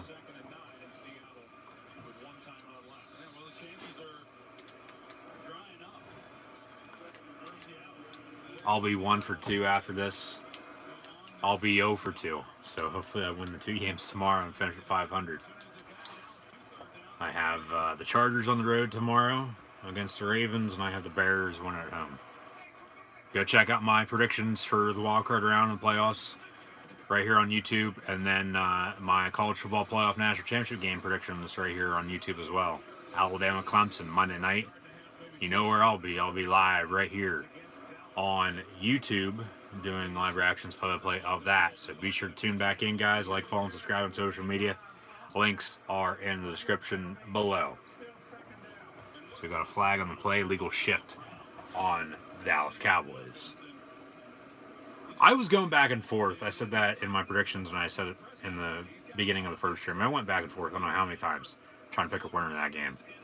Most difficult game to pick this weekend for me, because I've been on the Colts bandwagon all season long, but I thought finally the home team would win, as both away teams won on the road this year versus each other. 3-point victories as well, both times. So I thought it would have been close. I actually had in my notes here Texans winning 30-24, but it was 21-7. So Prescott rolls out, pass, incomplete. So yeah, I picked the Texans.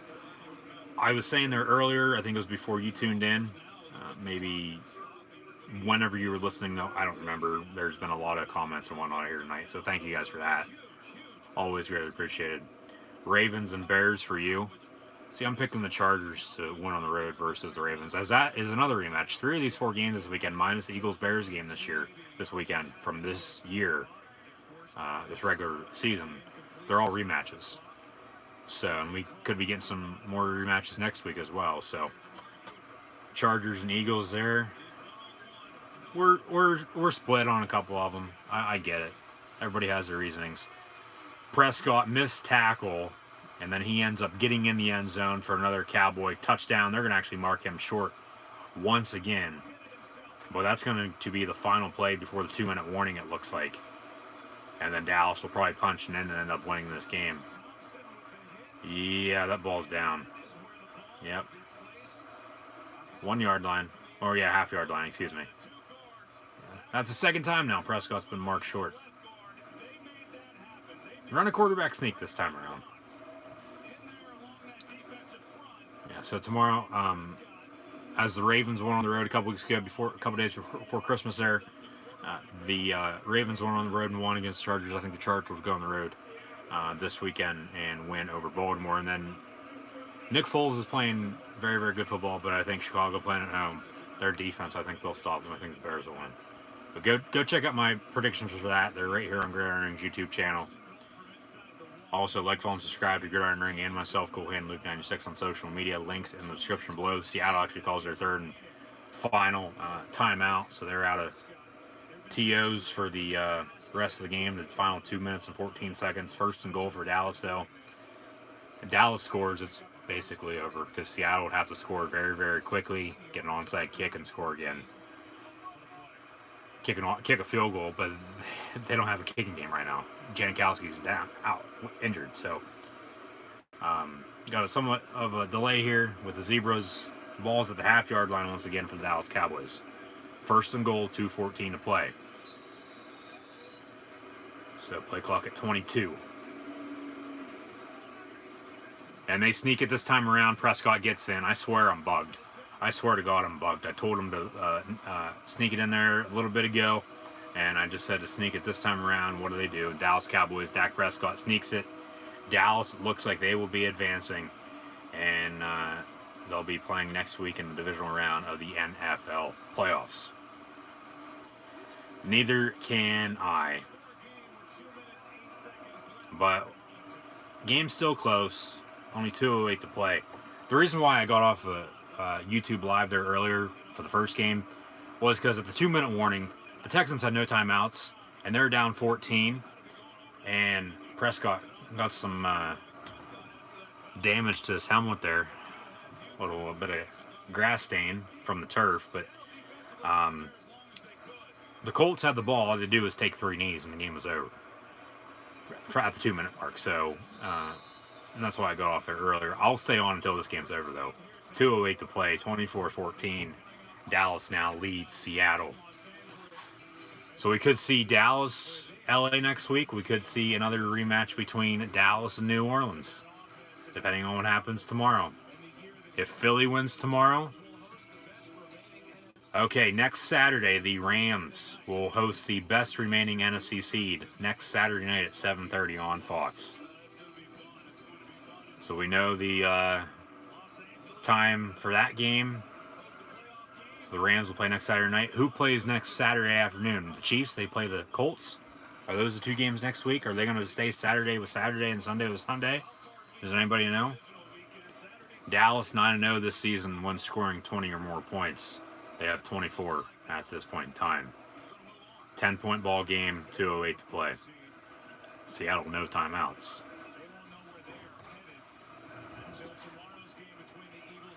Doesn't matter. Game was not over yet. Well, technically it wasn't, but it was over. You know what I'm saying. Obviously, want a little bit of a break in between games as well. Got to let the big dog out.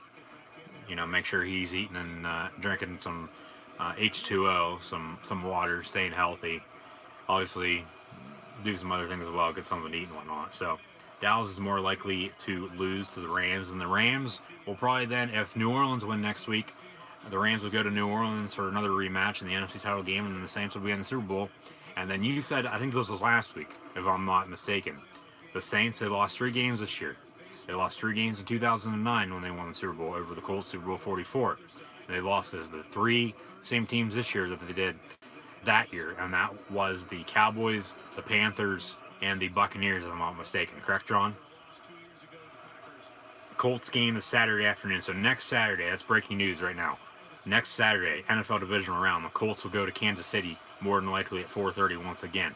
And the Rams will host the highest remaining seed in the NFC, depending on what happens tomorrow with the Eagles and Bears. If the Bears win, the Bears will go to LA. If the Eagles win, the Cowboys will go to LA. And then the Eagles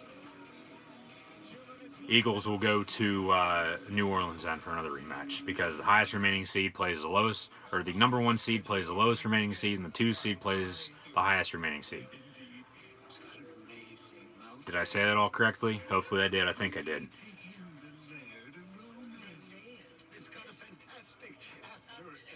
So it'll be the same schedule as it is today and tomorrow, next week as well, with the NFL divisional round. So I assume next Sunday's game will also be at 1 o'clock and at 4:30. I assume Kansas City and Kansas City hosting Indianapolis will be on CBS. This will be on Fox. The Rams hosting either the Bears, Cowboys, or Eagles. Seahawks probably done here. And then next Sunday, both games, or NBC might get another game. In the AFC, who's playing in the AFC then next Sunday? The Ravens, Patriots, that'll be on CBS. And then, yeah, so CBS would get 2 then, because ESPN will go away. Yeah, and then NBC would get the other NBC game, or the other NFC game, the Saints. Or we might go to CBS to Fox. NBC might be done after this weekend as well. I know ESPN for sure. They normally just host the wild card game. Oh, Indianapolis, Kansas City is on NBC. Okay. Okay. So thank you for these. This is breaking news. Next Saturday, the Colts will travel to Kansas City to play the Chiefs in Arrowhead. Next Saturday at 4:30 on NBC. Also in the AFC, New England will host either the Baltimore Ravens or LA Chargers next Sunday at 1 o'clock. That'll be on CBS. Next Saturday night, the Rams will host the highest remaining seed on Fox. And then is Fox the late game on Sunday as well? Will they have the Saint game? They should then. Yeah, at 4:30 next Sunday. That would make sense then. Okay. I got you. 2 minutes to play. Seahawks have the ball. 2nd and 1. Dallas leads by 10. NBC, Fox on Saturday, CBS, and Fox on Sunday. Gotcha. And then obviously the AFC and NFC title games the following week on CBS and Fox respectively. Games will be at 3 and 6:30. Don't know the times or the channels or what game will be first and then second, but then 2 weeks after that, Super Bowl 53 down in Atlanta, Georgia, February 3rd on CBS. Since CBS gets Super Bowl, Fox gets extra divisional game. Okay. And pass complete down the far sideline. Tyler Lockett. Minute 50 to play. Got to go. Hurry up. No timeouts. 53-yard completion there from Russell Wilson to Tyler Lockett. 1:35 to play. Wilson pass over the middle. Incomplete. Intended for 81. Nick Van Nett, the tight end.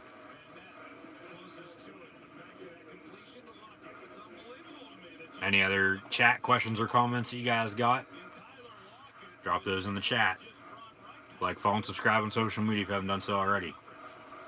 Links in the description. Lockett, 4 catches, 121 yards receiving.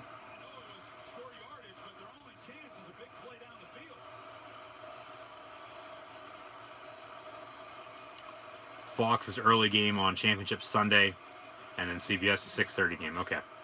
Thank you for looking those up. Thanks for the breaking news. 2nd and 10, pass over the middle, incomplete. And Leighton Vander Esch, rookie linebacker out of Boise State, was once a Bronco, is now a Cowboy. And he was on the coverage there for Dallas. Really stepped up on defense with Sean Lee being injured.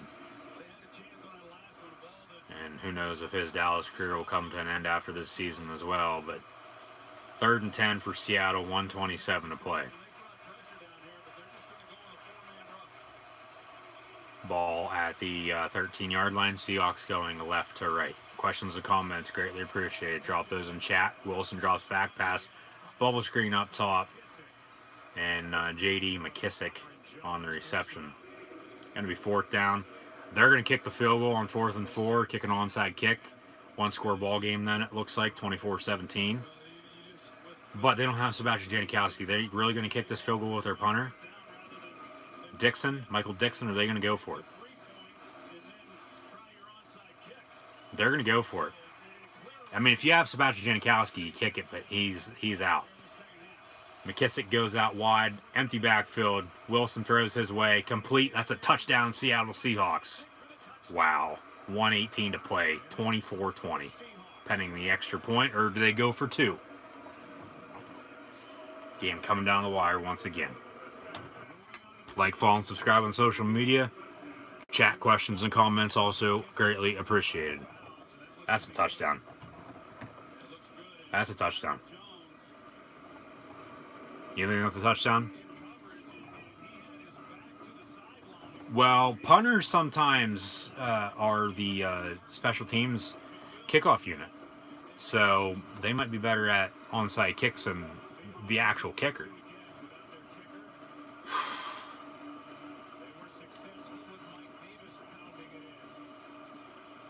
Get Wilson out there to kick your extra point. Chad Ochocinco did it. They're going to go for 2 once again because they don't have a kicking game because Janikowski got hurt on a 57-yard field goal that he shanked wide right going into halftime. Play clock winding down. Wilson gets a snap off. They give Carson. He gets in 24-22. This game not over. They got to get the onside kick, though. Penn State, Indiana onside kick. Yeah, I don't really remember that. Obviously, Penn State still won, but I still don't want to remember that because they didn't recover it. You should always recover your onside kick, for God's sakes. It looks like they're going to kick it. They got to kick the onside kick with Dixon. They have to. There's no other choice. You don't have any timeouts. If you have 3 timeouts, kick it deep, play defense, call your timeouts. You know, you take your chances there, but no. Pete Carroll talking with the rookie punter, Dixon. Shakes his hand. He believes in him. Rookie punter out of Texas. It's going to be interesting to see what happens. Yeah, it sucks for Janikowski. That would suck if that's career ending. Because he's been in the league since 01. Damn good kicker. What's going to happen here?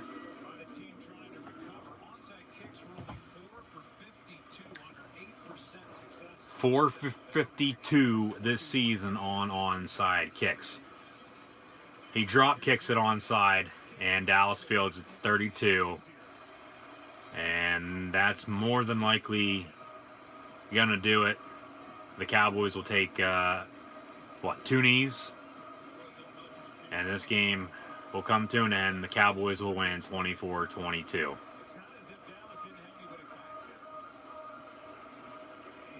Drop kick.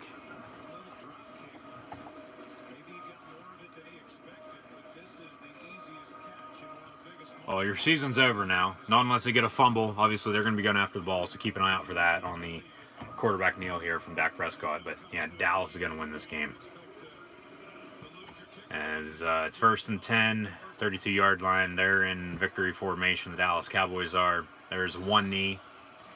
And they'll wait until they get under 40 seconds on the game clock, take another knee, and the Dallas Cowboys will win this game as Jason Garrett takes his headset off. So Dallas will advance to the divisional round next week, play either the Rams or the Saints.